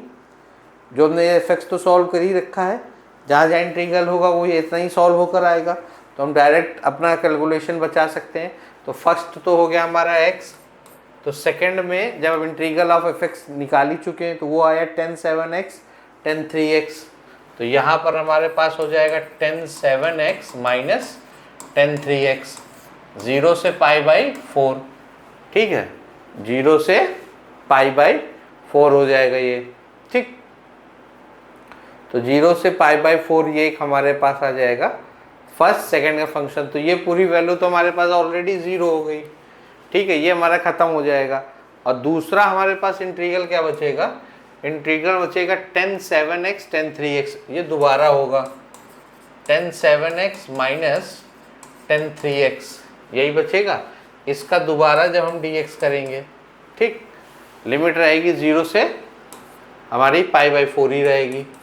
ठीक है, इसको दोबारा जब इंटीग्रेट करते हैं तो 10 7x माइनस 10 3x बचेगा। तो इसमें से हम क्या करें कि 10 3x कॉमन ले लें। अगर हम 10 3x कॉमन ले लेंगे तो ये हमारे पास क्या बचेगा बेटा, 10 4x माइनस 1, तो 0 से π/4 10 3x, तो ये a square minus b square का फार्मूला हो जाएगा। तो 10 square x minus 1 sec square x dx हो जाएगा। ठीक है, तो यहाँ से सेक 10x को t मान लेंगे। जब 10x को t मानेंगे तो हमारे पास क्या बचेगा, 10x को t मान लेंगे तो सेक स्क्वायर एक्स dx हो जाएगा। ये हो जाएगा हमारे पास t cube t square minus 1, 0 से π/4 dt।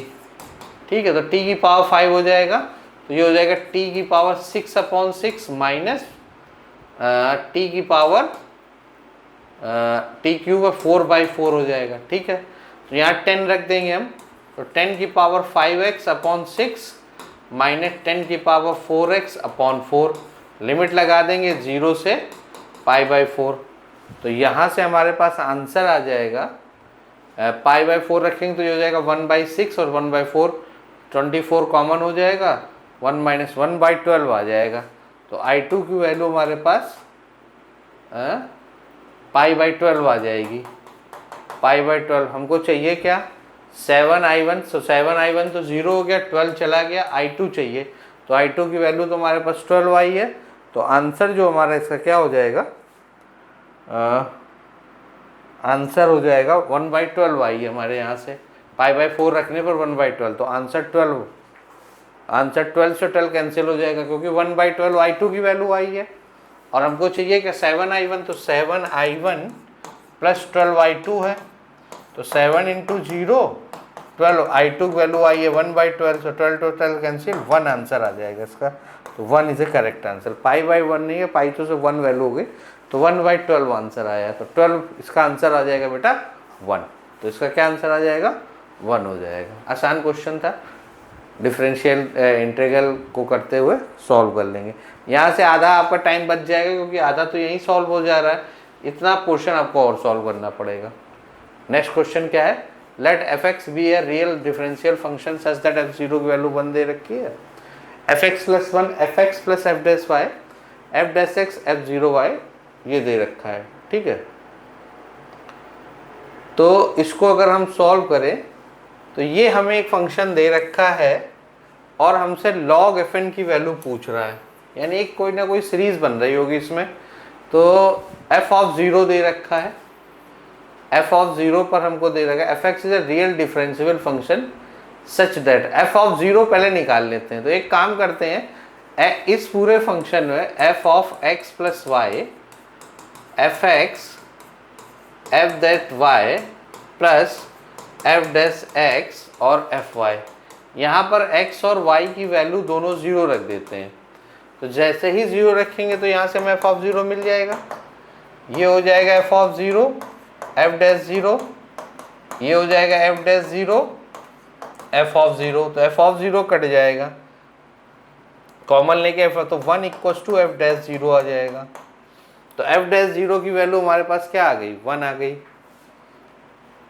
F of 0 F dash नहीं 1/2 आ गई, एफ डैश 0 की वैल्यू हमारे पास क्या हो गई, और एफ डैश 0 की वैल्यू हमारे पास आ गई बेटा 1/2।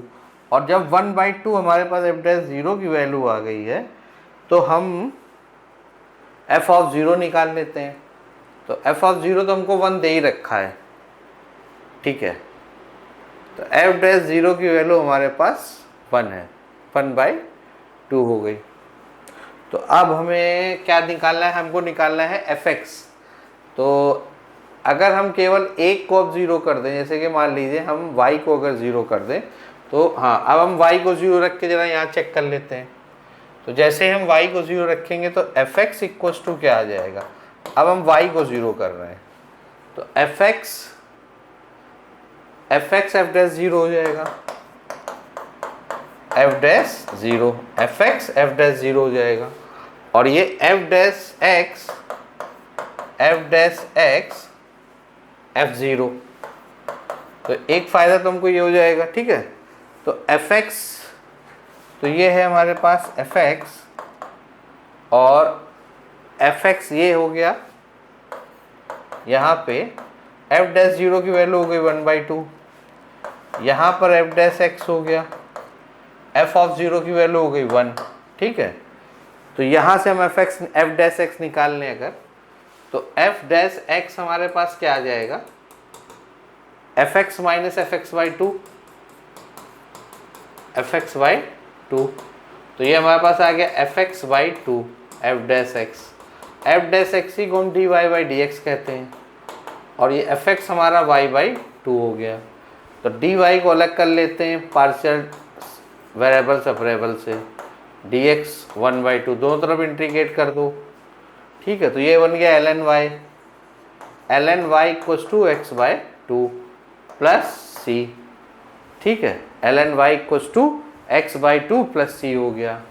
एफ ऑफ 0 कह रहा है, यानी कि x की वैल्यू 0 रख देते हैं, x की वैल्यू 0 पर y की वैल्यू 1 आ गई, तो c की वैल्यू यहाँ से हमारे पास 0 आ गई। तो c 0 आ गया, यानी ln y की वैल्यू हमारे पास क्या आ गई, x/2। ln y की वैल्यू x/2 हो गई, तो y की वैल्यू हो गई e की पावर x/2, यही तो हो गई। अब ये है हमारा fn, ठीक है। तो n रखना चाहो तो n रख दो, नहीं तो x से चाहो तो n भी रख सकते हो। तो ln fn रख देते हैं। तो ln x को करेंगे, तो ln fn जब करेंगे तो ये e से e कट जाएगा, ये बचेगा हमारे पास n/2, ये बचेगा हमारे पास क्या, n/2। तो समेशन लगा देते हैं, तो समेशन n इक्वल्स टू 1 से लेकर 100 1/2 n, ठीक है। तो n टर्म तक का हमको सम निकालना है, तो n टर्म तक का सम क्या हो जाएगा, 1 से लेकर 100 तक, तो 1/2 इंटू 100/2, और पहला टर्म 1 हो जाएगा, आखिरी टर्म 100 हो जाएगा, 101 करीब हो जाएगा, ठीक है। ये हमारा तो 50 हो गया, ठीक है। और ये 101 इंटू 50/2, तो ये कितना हो जाएगा, 50 इंटू 50/2, 25 आ जाएगा आंसर। तो 25 कोई आंसर है, हाँ है। Answer number 2 is a correct answer. 25 is a correct answer हो जाएगा। ठीक है बेटा, तो इस तरीके से हम इसको सॉल्व करते हैं। इसमें केवल वैल्यू पुट करते निकाल लीजिए और उसमें कुछ नहीं करना है। बस ये तो पता चली जाएगा कि ये लास्ट में कोई ना कोई सीरीज ही बना रहा है। ये तो बिल्कुल क्लियर बात कट है, ये लास्ट में कोई ना कोई सीरीज बना रहा है। हम लोग चलिए नेक्स्ट क्वेश्चन देख लेते हैं, टाइम नहीं, जल्दी जल्दी करते हैं तो क्वेश्चन जल्दी से सॉल्व हो जाएंगे। ठीक है, हेलो, ठीक है। तो नेक्स्ट क्वेश्चन हम लोग देख लेते हैं। नेक्स्ट क्वेश्चन कह रहा है दैट a इक्वल्स टू 1 2 3 10 है, b m/n है और m common belongs to m is less, तो GCD of mn equals to 1 दे रखा है, तो nb इज इक्वल्स टू, तो nb इज इक्वल्स टू कह रहा है। तो बेटा ग्रेटेस्ट इंटीजर कॉमन डिफरेंस जो है, कॉमन डिवाइजर m और n 1 है। इसका मतलब m और n के बारे में जब वो कह रहा है तो m और n हमारे आपस में क्या हो जाएंगे, m और n हमारे आपस में बेटा जो हो जाएंगे वो m और n हमारे आपस में को प्राइम हो जाएंगे। m और n आपस में क्या हो जाएंगे, हमारे को प्राइम हो जाएंगे। अगर m और n को प्राइम हो जाएंगे तो इसमें क्या कह रहा है कि m और n बिलोंग्स टू a है। अगर बिलोंग्स टू a है तो हम n की वैल्यू अगर 1 रखेंगे और m है लेस देन n, तो m की वैल्यू अगर 1 रखेंगे तो m तो कौन सा इसके अंदर होना चाहिए, तो m तो 1 तो हो ही नहीं सकती। तो शुरुआत हम 2 से करेंगे, तो n इक्वल्स टू जैसे ही हम 2 रखेंगे और दोनों ही कॉम, तो m 1 होगा ये 2 होगा, तो एक नंबर हमें यहाँ से मिल जाएगा। वैसे ही n की वैल्यू जब हम 3 रखेंगे तो 3 रखने पर 1/3 आएगा, 2/3 हो जाएगा। ये भी आपस में क्या है, को प्राइम होगा। n की वैल्यू 4 रखेंगे तो 1/4 और 3/4 यहाँ से मिलेगा, 2/4 मिलेगा नहीं क्योंकि को प्राइम नहीं होंगे, तो ये भी 2 नंबर हो गए, तो 5 ये हो गए। n इक्वल्स टू 5 रखेंगे तो 1/5, 2/5, 3/5, 4/5 हो जाएंगे। तो ये टोटल हमारे पास 4 नंबर यहाँ से मिल जाएंगे। n की वैल्यू 6 रखेंगे तो 1/6, 2/6 हो नहीं सकता, 3/6 हो नहीं सकता, तो 5/6 हो जाएगा। यहाँ से भी 2 मिल जाएंगे। n की वैल्यू 7 रखेंगे तो 1/7, 2/7, 3/7, 4/7, 5/7 एंड 6/7। तो यहाँ पर हमें कितने मिल गए, टोटल 6 मिल गए। n की वैल्यू 8 रखेंगे तो क्या आ जाएगा, 1/8, 2/8, 3/8 मिल जाएगा, 5/8 मिल जाएगा और 7/8 मिल जाएगा, तो 4 यहाँ से हो जाएंगे। ठीक है, वैसे ही n की वैल्यू 9 रखेंगे तो हमारे पास 1/9 हो जाएगा, 2/9 हो जाएगा, 3/9 होगा नहीं, 4/9 हो जाएगा, 5/9 हो जाएगा, 6/9 नहीं होगा, 7/9 हो जाएगा और 8/9 हो जाएगा। तो ये टोटल 6 मिल जाएंगे। और n की वैल्यू जो हम 10 रखेंगे तो 1/10 हो जाएगा, 2 3/10 हो जाएगा, 4 5/10 नहीं होगा, 6/10 नहीं होगा, 7/10 हो जाएगा, 8/10 नहीं हो पाएगा, 9/10 हो जाएगा, तो टोटल 4 ये मिल जाएंगे। तो 10 10 20 20 और ये टोटल मिला के हमारे पास 31 केसेस मिल जाएंगे। तो हमारा आंसर क्या हो जाएगा, इसका 31 हो जाएगा। नेक्स्ट क्वेश्चन देख लेते हैं। नेक्स्ट क्वेश्चन कह रहा है the area of the region inside the circle at the outside the parabola. तो इनसाइड द सर्कल है तो यहाँ रेडियस कितनी है, ये दे रखा सर्कल हो गया, तो सर्कल की रेडियस हो गई 2√3, तो इस तरीके से कोई सर्कल होगा। ठीक है, और एक पैराबोला ऐसे पास हो रहा होगा इस तरीके से। तो इनसाइड द सर्कल और आउटसाइड द पैराबोला, तो पैराबोला अंदर होगा कहीं पर, इस तरीके से बनेगा पैराबोला हमारा। तो ये हमारा सर्कल हो गया मान लीजिए, तो ये पैराबोला हमारा इस तरीके से जाएगा ये, और सर्कल इस पॉइंट सेंटर को लेते हुए हम अगर सर्कल को इस तरीके से बनाएं तो ये सर्कल हो गया। अब पैराबोला कहीं सर्कल को इस तरह कट करेगा, ठीक है, और नीचे से यहाँ से कट कर देगा सर्कल को। ठीक है, तो इस तरीके से कहीं हमारा पैराबोला सर्कल को कट कर रहा होगा। तो इनसाइड द सर्कल, तो इनसाइड द सर्कल ये हो गया पोर्शन, और आउटसाइड द पैराबोला तो ये हो जाएगा, और ये करीब 2√3, 0 ये हो जाएगा। तो एरिया निकालना है, तो एरिया क्या हो जाएगा, एरिया हो जाएगा पूरा पाई, तो हाफ एरिया निकलेगा, तो πr²/2, और 2 ऑफ पैराबोला का है। ठीक है, तो 2 ऑफ पैराबोला, इसकी लिमिट 0 से 2π/3 तक यहाँ कहीं टच करेगी, तो 0 से 2√3 ये हो जाएगा, और यहाँ से y की वैल्यू निकालेंगे तो y की वैल्यू हो जाएगी √2√3x। तो वो यहाँ रख देंगे √2√3x dx, ठीक है।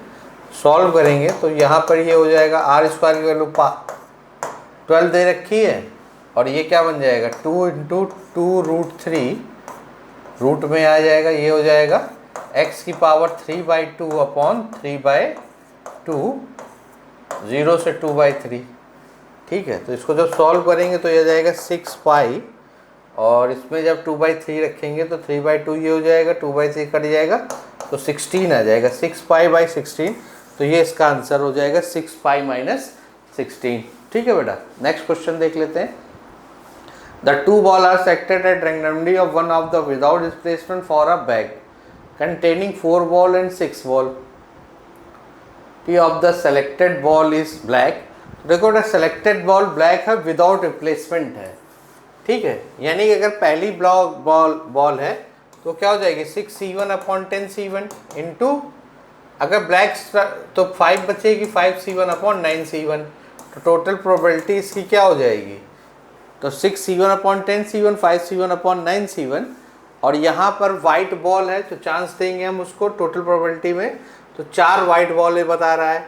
तो अगर पहली बॉल तो वाइट होगी नहीं, तो 6 में से 9 निकलेगी तो 6, तो ये कितना हो जाएगा, एक बॉल अगर ब्लैक निकली तो 6/9 हो जाएगी, प्लस इंटू, और पहली अगर मान लो ब्लैक नहीं निकली तो दूसरी हमारी निकलेगी तो 6/10 हो जाएगा, और फिर उसके बाद क्या आ जाएगा, वही 5/9 आ जाएगा, ठीक है। तो इसको सॉल्व कर लेते हैं। तो ये 6/9 हो गया, ये 6/10, तो ब्लैक ही निकलनी है तो एक ब्लैक निकाल दी हमने। तो हमारे पास आंसर क्या आ जाएगा, 6/9, 4/10, 6/10 एंड 5/9। इसको ज़रा सॉल्व करते हैं। तो 6/9, 5/10, तो ये आंसर हमारे पास आ जाएगा इसका 5/9 आ जाएगा, ठीक है। और m और n कह रहा है ग्रेटेस्ट इंटीजर, तो वो हमारे आ रहे हैं 5 और 9, तो इनका सम निकालना है m + 9, तो 5 + 9 यानी आंसर 14 आएगा। 14 is a correct answer, first is a correct answer. तो इसका आंसर क्या हो जाएगा बेटा, 14 हो जाएगा। साधारण छोटा सा क्वेश्चन था। नेक्स्ट क्वेश्चन देखें। तो बेटा नेक्स्ट क्वेश्चन है, let the foci of the hyperbola be 1,40 and -1,12 it passes. तो फोकी से ही आपको पता चल रहा है ये एक्स एक्सिस वाला हाइपरबोला है, यानी कि मेजर एक्सिस हमारा वाई एक्सिस की तरफ जा रहा है। तो अगर हम देखें तो हाइपरबोला हमारा इस तरीके का होगा ये, ठीक है। और हमको फोकी की बात कर रहा है, तो यहाँ कहीं फोकस होगा जिसके कोऑर्डिनेट 1,14 है, और यहाँ कहीं फोकस होगा 1,-12, ठीक है। और यहाँ से कोई पॉइंट पास करके जा रहा है, कह रहा है कि थ्रू द पॉइंट 1,6, तो 1,6 से जा रहा है। तो अगर 1,6, तो यानी कि ये डिस्टेंस उसने 1 दे रखी है और ये डिस्टेंस हमें 6 दे रखी है, इस तरीके से। और ये हमारा ओरिजिनल एक्सेस है, तो इससे हमारे पास b की वैल्यू कितनी आ जाएगी, तो b हमारा 13 आ जाएगा, और ये b हमारा 6 हो जाएगा। तो b हमारा क्या बन जाएगा, तो b की वैल्यू 16 है और b हमारा 6 - 1 नहीं, b की वैल्यू हो गई हमारे पास 5। तो यहाँ से हम a निकाल लेंगे, तो a² इक्वल टू क्या होता है, b² e² -1 हो जाएगा यहाँ से। तो a² इक्वल टू हो जाएगा b² e² - b², यानी कि b² हो गया 169 - 25 यानी 144। तो a² की वैल्यू 144 हो गई। तो लेटेस्ट रेक्टम हमारा क्या होता है, इसका लेटेस्ट रेक्टम हो जाएगा 2a² अपॉन b। तो 2 इंटू 144 अपॉन 5, तो लेटेस्ट रेक्टम हमारा कितना आ जाएगा, इससे 288 अपॉन 5 आ जाएगा। तो लेटेस्ट रेक्टम की वैल्यू हमारे पास बेटा क्या आ गई, 288 अपॉन 5 आंसर हो गया। तो ये इसके लेटेस्ट रेक्टम की वैल्यू हो गई 288 अपॉन 5। तो आसान क्वेश्चन था। लेट द फंक्शन f(x) दे रखा है, be a differential a, b, और area of the region enclose by that y equal to line है। तो लाइन और इस फंक्शन के इंक्लोज का हमको एरिया निकालना है, और अल्फा प्लस बीटा की वैल्यू निकालनी। फंक्शन दे रखा है डिफरेंशियल है, अगर डिफरेंशियल है तो ये कंटिन्यूअस और इसकी लिमिट LHL, यानी कि ये दो कंडीशन तो फुलफिल करेगा कि LHL equals to RHL and LHD equals to RHD। ठीक है, तो ये हमको इसी से हम निकालना है। जब x की वैल्यू 1 से छोटी है तब हमारे पास, तो x की वैल्यू जब यहाँ 1 रखेंगे तो ये -3a-2 इक्वल्स टू क्या आ जाएगा, a² + b। एक तो कंडीशन ये हो जाएगी। दूसरा जब हम इसको डिफ्रेंशिएट करेंगे तो ये हो जाएगा -6ax is equals to 1 less than है और ये b। ठीक है, और 1 रखेंगे तो -6a इक्वल्स टू b। तो यहाँ से जब हम निकालेंगे तो 6a की रख देंगे यहाँ पर, तो -3a-2a² और b की जगह हमने रख दिया -6a। तो यहाँ से हमारे पास a की 2 वैल्यू आ जाएंगी क्योंकि क्वाड्रेटिक इक्वेशन बन रही है। तो a की जो 2 वैल्यूएं आएंगी वही हमारे इक्वेशन को बताएंगे कि a की किस किस वैल्यू के लिए ये सेटिस्फाई है। तो निकालते हैं कि a की कौन कौन सी वैल्यू आ जाएगी। तो यहाँ से इक्वेशन हमारी क्या बन जाएगी, a² -3a + 2 = 0। ठीक है, तो एक तो ये बन गया हमारे पास a² -6a + 3a = 0, ये बन गई। तो यहाँ से a की वैल्यू क्या आ जाएगी, -2a। तो a की वैल्यू हो जाएगी एक 2 और दूसरी हो जाएगी 1। तो a की वैल्यू हो गई 2 और 1। तो यहाँ से b की वैल्यू हमारे पास कितनी हो जाएगी, b की वैल्यू हो जाएगी यहाँ पे, अगर हम a की वैल्यू 2 रखेंगे तो 12 हो जाएगी, 1 रखेंगे तो 6 के आसपास आ जाएगी। ठीक है, तो इस तरीके से हमारे पास वैल्यू आ जाएंगी। ठीक, अब हम जरा देख लेते हैं कि वो ये क्या कह रहा है कि जो फंक्शन जो हमारा ग्राफ बनना है, अगर हम a की वैल्यू यहाँ रखें तो ये जो हमारा फंक्शन बनेगा वो किस टाइप का बनेगा उसको हम देख लेते हैं। तो a की वैल्यू 2 और 1 रखी, b की वैल्यू 2, तो फंक्शन जो हमारा क्या बन जाएगा, तो fx इक्वल्स टू हमारा क्या बन जाएगा। तो हम fx को देख लेते हैं कि क्या बन जाता है। fx हमारा 2 रखने पर ये हो जाएगा -6x² -2। ठीक है, और यहाँ पर 2 रखेंगे तो 4 -12x, x is greater than equal. तो ये तो हमारा फंक्शन हो गया। तो अगर हम इसको देख लेते हैं, y इक्वल्स टू लाइन हमारी y इक्वल्स टू -20 है। तो ये मान लो यहाँ कहीं -20 होगा तो लाइन ऐसे पास करेगी। ठीक है, y इक्वल्स टू -20। तो ग्राफ हमारा x equals to less than 1 के नीचे, तो ग्राफ जो होगा इस तरीके से कहीं हमारा यूं यहाँ कहीं इस तरह से निकलेगा। ठीक है, इस तरीके का ग्राफ होगा। और यहाँ पर अगर हम y कोऑर्डिनेट -20 रखें तो इसके कोऑर्डिनेट तो एक तो -20 हो जाएंगे लाइन की वजह से, क्योंकि ये हमारी लाइन क्या है, y इक्वल्स टू -20 है। और x की वैल्यू यहाँ पर हो जाएगी हमारे पास क्या, अगर हम x की वैल्यू देखें तो ये बन जाएगी -√3, -√3। और इसके कोऑर्डिनेट अगर हम चेक करें तो वो हो जाएंगे 2 -20। और यहाँ 1 पर लिमिट लगी तो 1 पे चेक कर लेते हैं। तो 1 पे हमारे पास क्या आ जाएगा, 1 पे चेक करेंगे तो 1 में -8 वैल्यू हो जाएगी यहाँ, 1, -8। ठीक है, तो लिमिट अगर हम लगाएं तो एरिया अगर हम निकालें तो एरिया बेटा हमारा क्या हो जाएगा, -√3 से 1, -√3 से 1, ये तो लिमिट होगी। -√3 से 1 के बीच में तो ये आ जाएगा -6x² -2 dx। और उसके बाद 1 से बड़ा में हमारे पास लिमिट क्या हो जाएगी, 1 से बड़े को अगर हम चेक करेंगे और -20 और रहेगा बेटा, ध्यान रखना। तो ये प्लस का 20 बन जाएगा पूरा एरिया, क्योंकि +20 तक जा रहा है, ये एरिया आ रहा है हमारे पास। और फिर दूसरी लिमिट यहाँ पे क्या बन जाएगी हमारी, ये बन जाएगी 1 से लेकर ये चली जाएगी हमारे पास कहाँ तक, 3 तक, 1 से लेकर 8 तक चली जाएगी।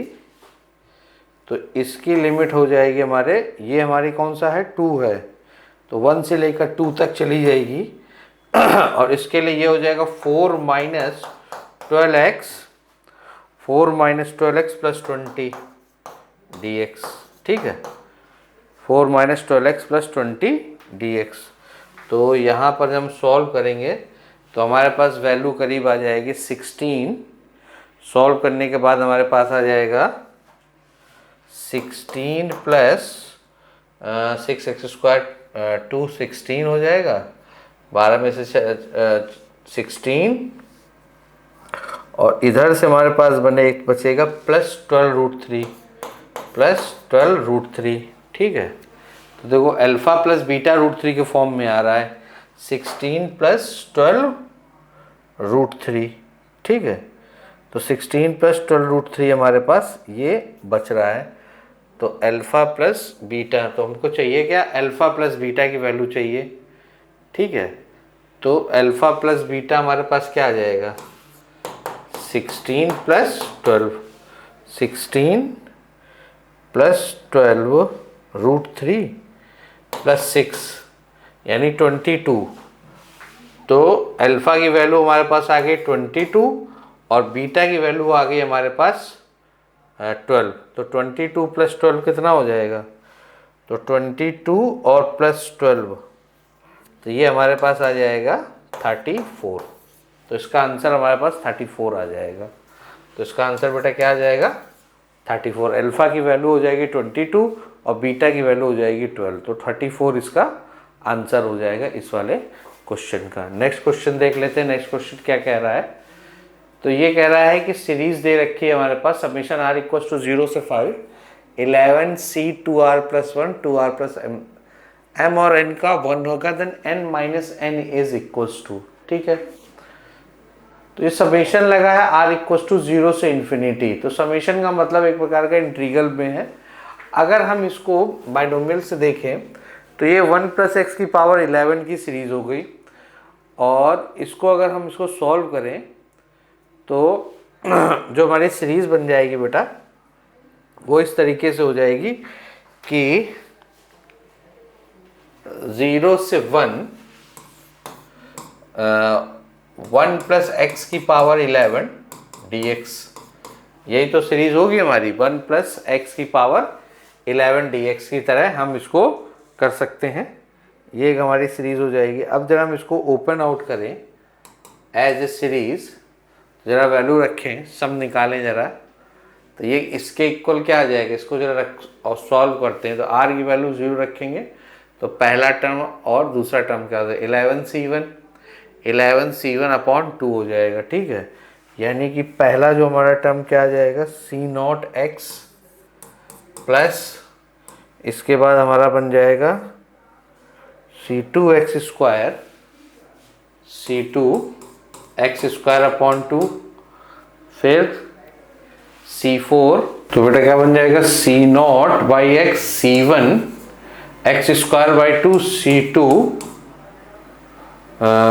x³/3, इस तरीके से चलता चला जाएगा, है ना। और यहाँ से हमारे पास क्या आ जाएगा, x की वैल्यू अगर हम 1 रख दें तो ये बन जाएगा 2⁻12 - 1/12 equals to c0 plus c1/2 plus c2/3 plus c3/4, इस तरीके से एक हमारे पास सीरीज आ जाएगी। ठीक है, इसी को अगर हम रिवर्स ले लें, -1 से 0 1 + x⁻11 dx, तो हमारे पास सीरीज क्या बन जाएगी, तो हमारे पास सीरीज बन जाएगी c0x प्लस c1x²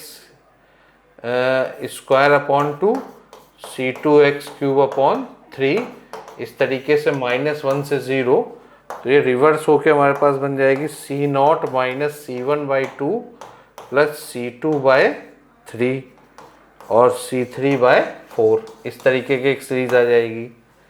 ठीक है, इस तरीके की सीरीज हो जाएगी, और इन दोनों को जब हम सम करेंगे तो हमारे पास क्या आ जाएगा, 2⁻12 -2/12।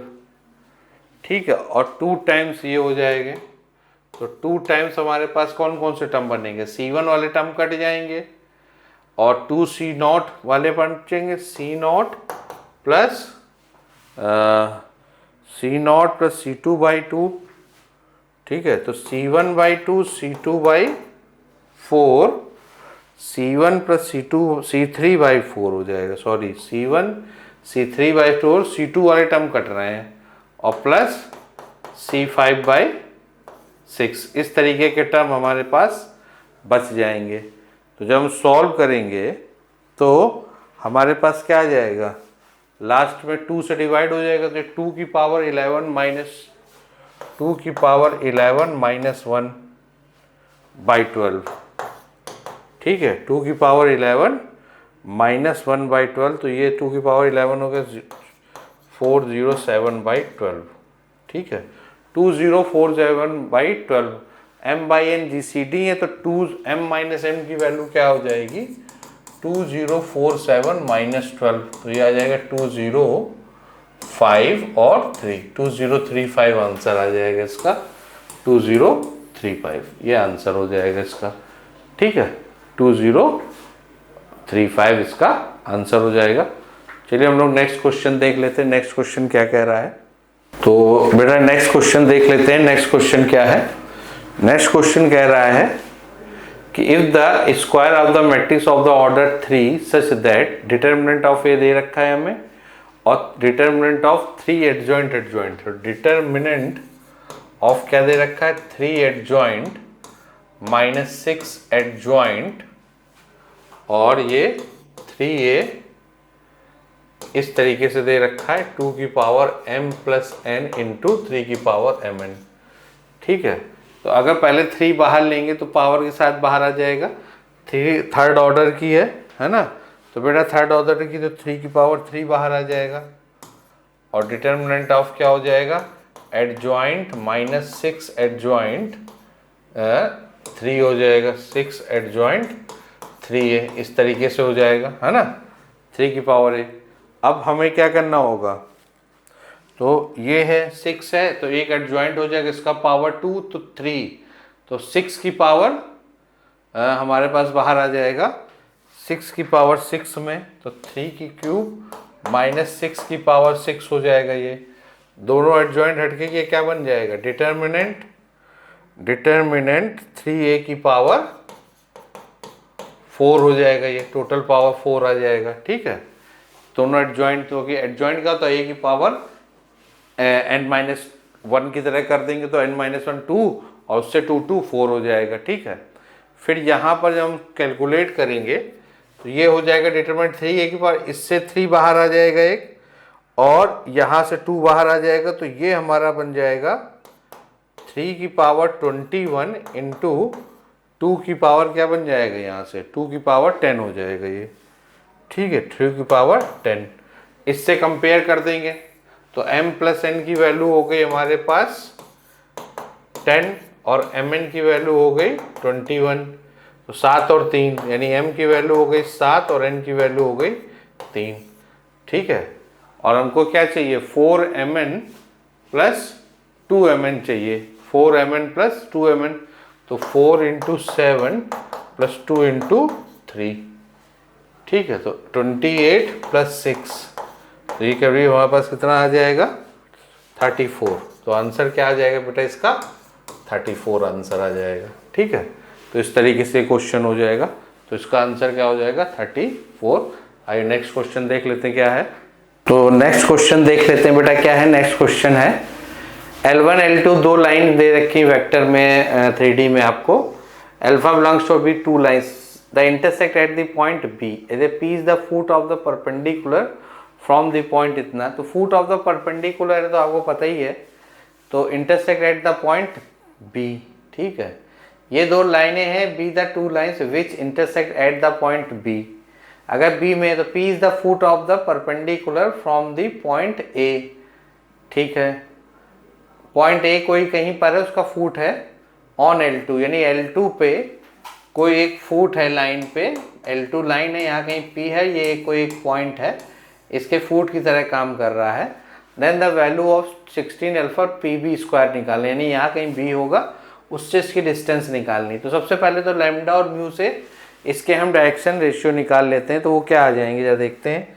3 लैम्डा प्लस 1 हो जाएगा, इसको इक्वस टू लैम्डा कर दो, इसको इक्वस टू म्यू कर देते हैं।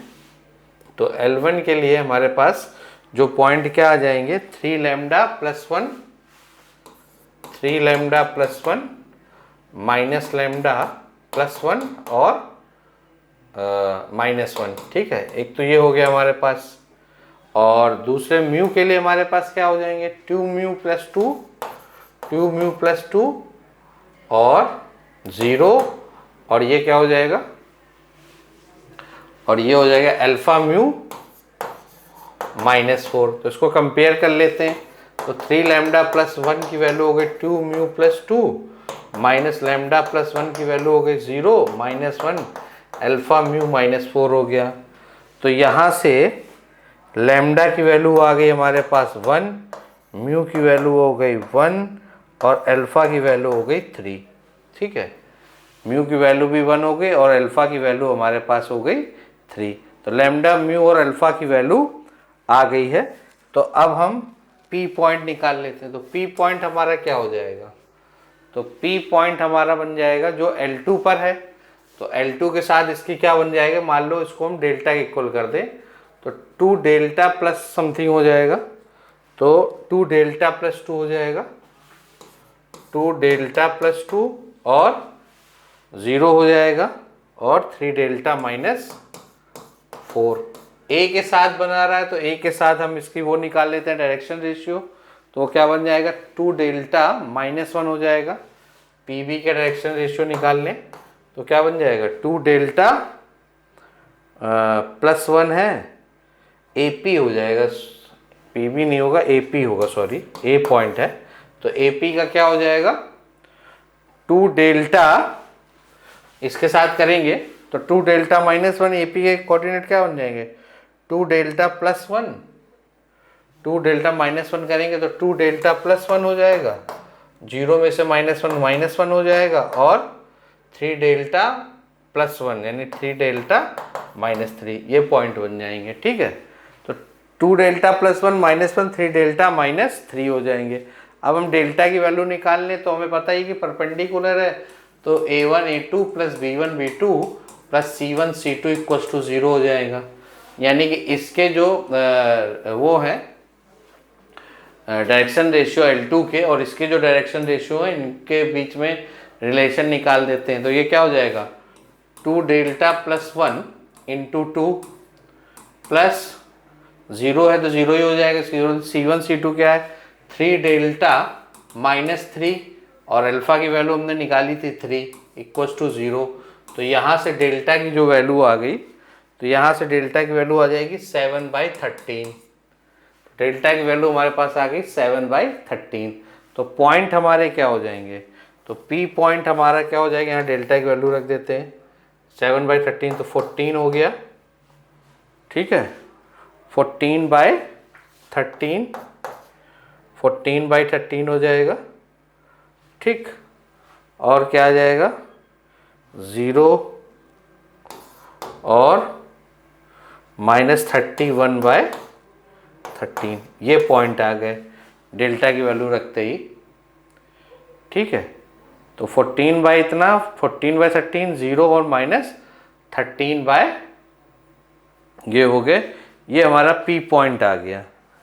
ठीक है बेटा, 2 डेल्टा + 0 और 3 डेल्टा -4 पे जैसे ही हम रखेंगे तो 14/3 हो जाएगा, 7 7 कैंसिल हो जाएंगे और 7 डेल्टा/13 है तो ठीक है 2 डेल्टा + 2 और ठीक है 13 7 दूनी 14 13 सॉरी 14/13 हो जाएंगे ये 14/13 0 और 31/13। तो ये P का पॉइंट क्या आ जाएगा 14/13 0 और ये। अब हम इसके बीच में डिस्टेंस निकाल लेते हैं। तो डिस्टेंस PB क्या हो जाएगा, तो डिस्टेंस बिटवीन PB निकाल ले तो हमारे पास आ जाएगी। अब हमको किसकी वैल्यू निकालनी, 26 अल्फा PB²। तो 26 अल्फा की वैल्यू 3 हो गई और PB² हम निकाल लेते हैं distance between P and B। तो P और B के पॉइंट B है हमारा क्या, B हम देख लेते हैं यहाँ से। तो B पॉइंट तो ये है, B है हमारा पॉइंट, B पॉइंट हम निकाल लेंगे लैम्डा की वैल्यू रख के। तो वो आ जाएगा लैम्डा कहाँ हमने निकाला था 1, तो वो हो जाएगा 4 0 और -1, 4 0 -1 हो जाएगा। तो यहाँ से PB² हमारे पास कितना आ जाएगा, x2 - x1 का 144/169 और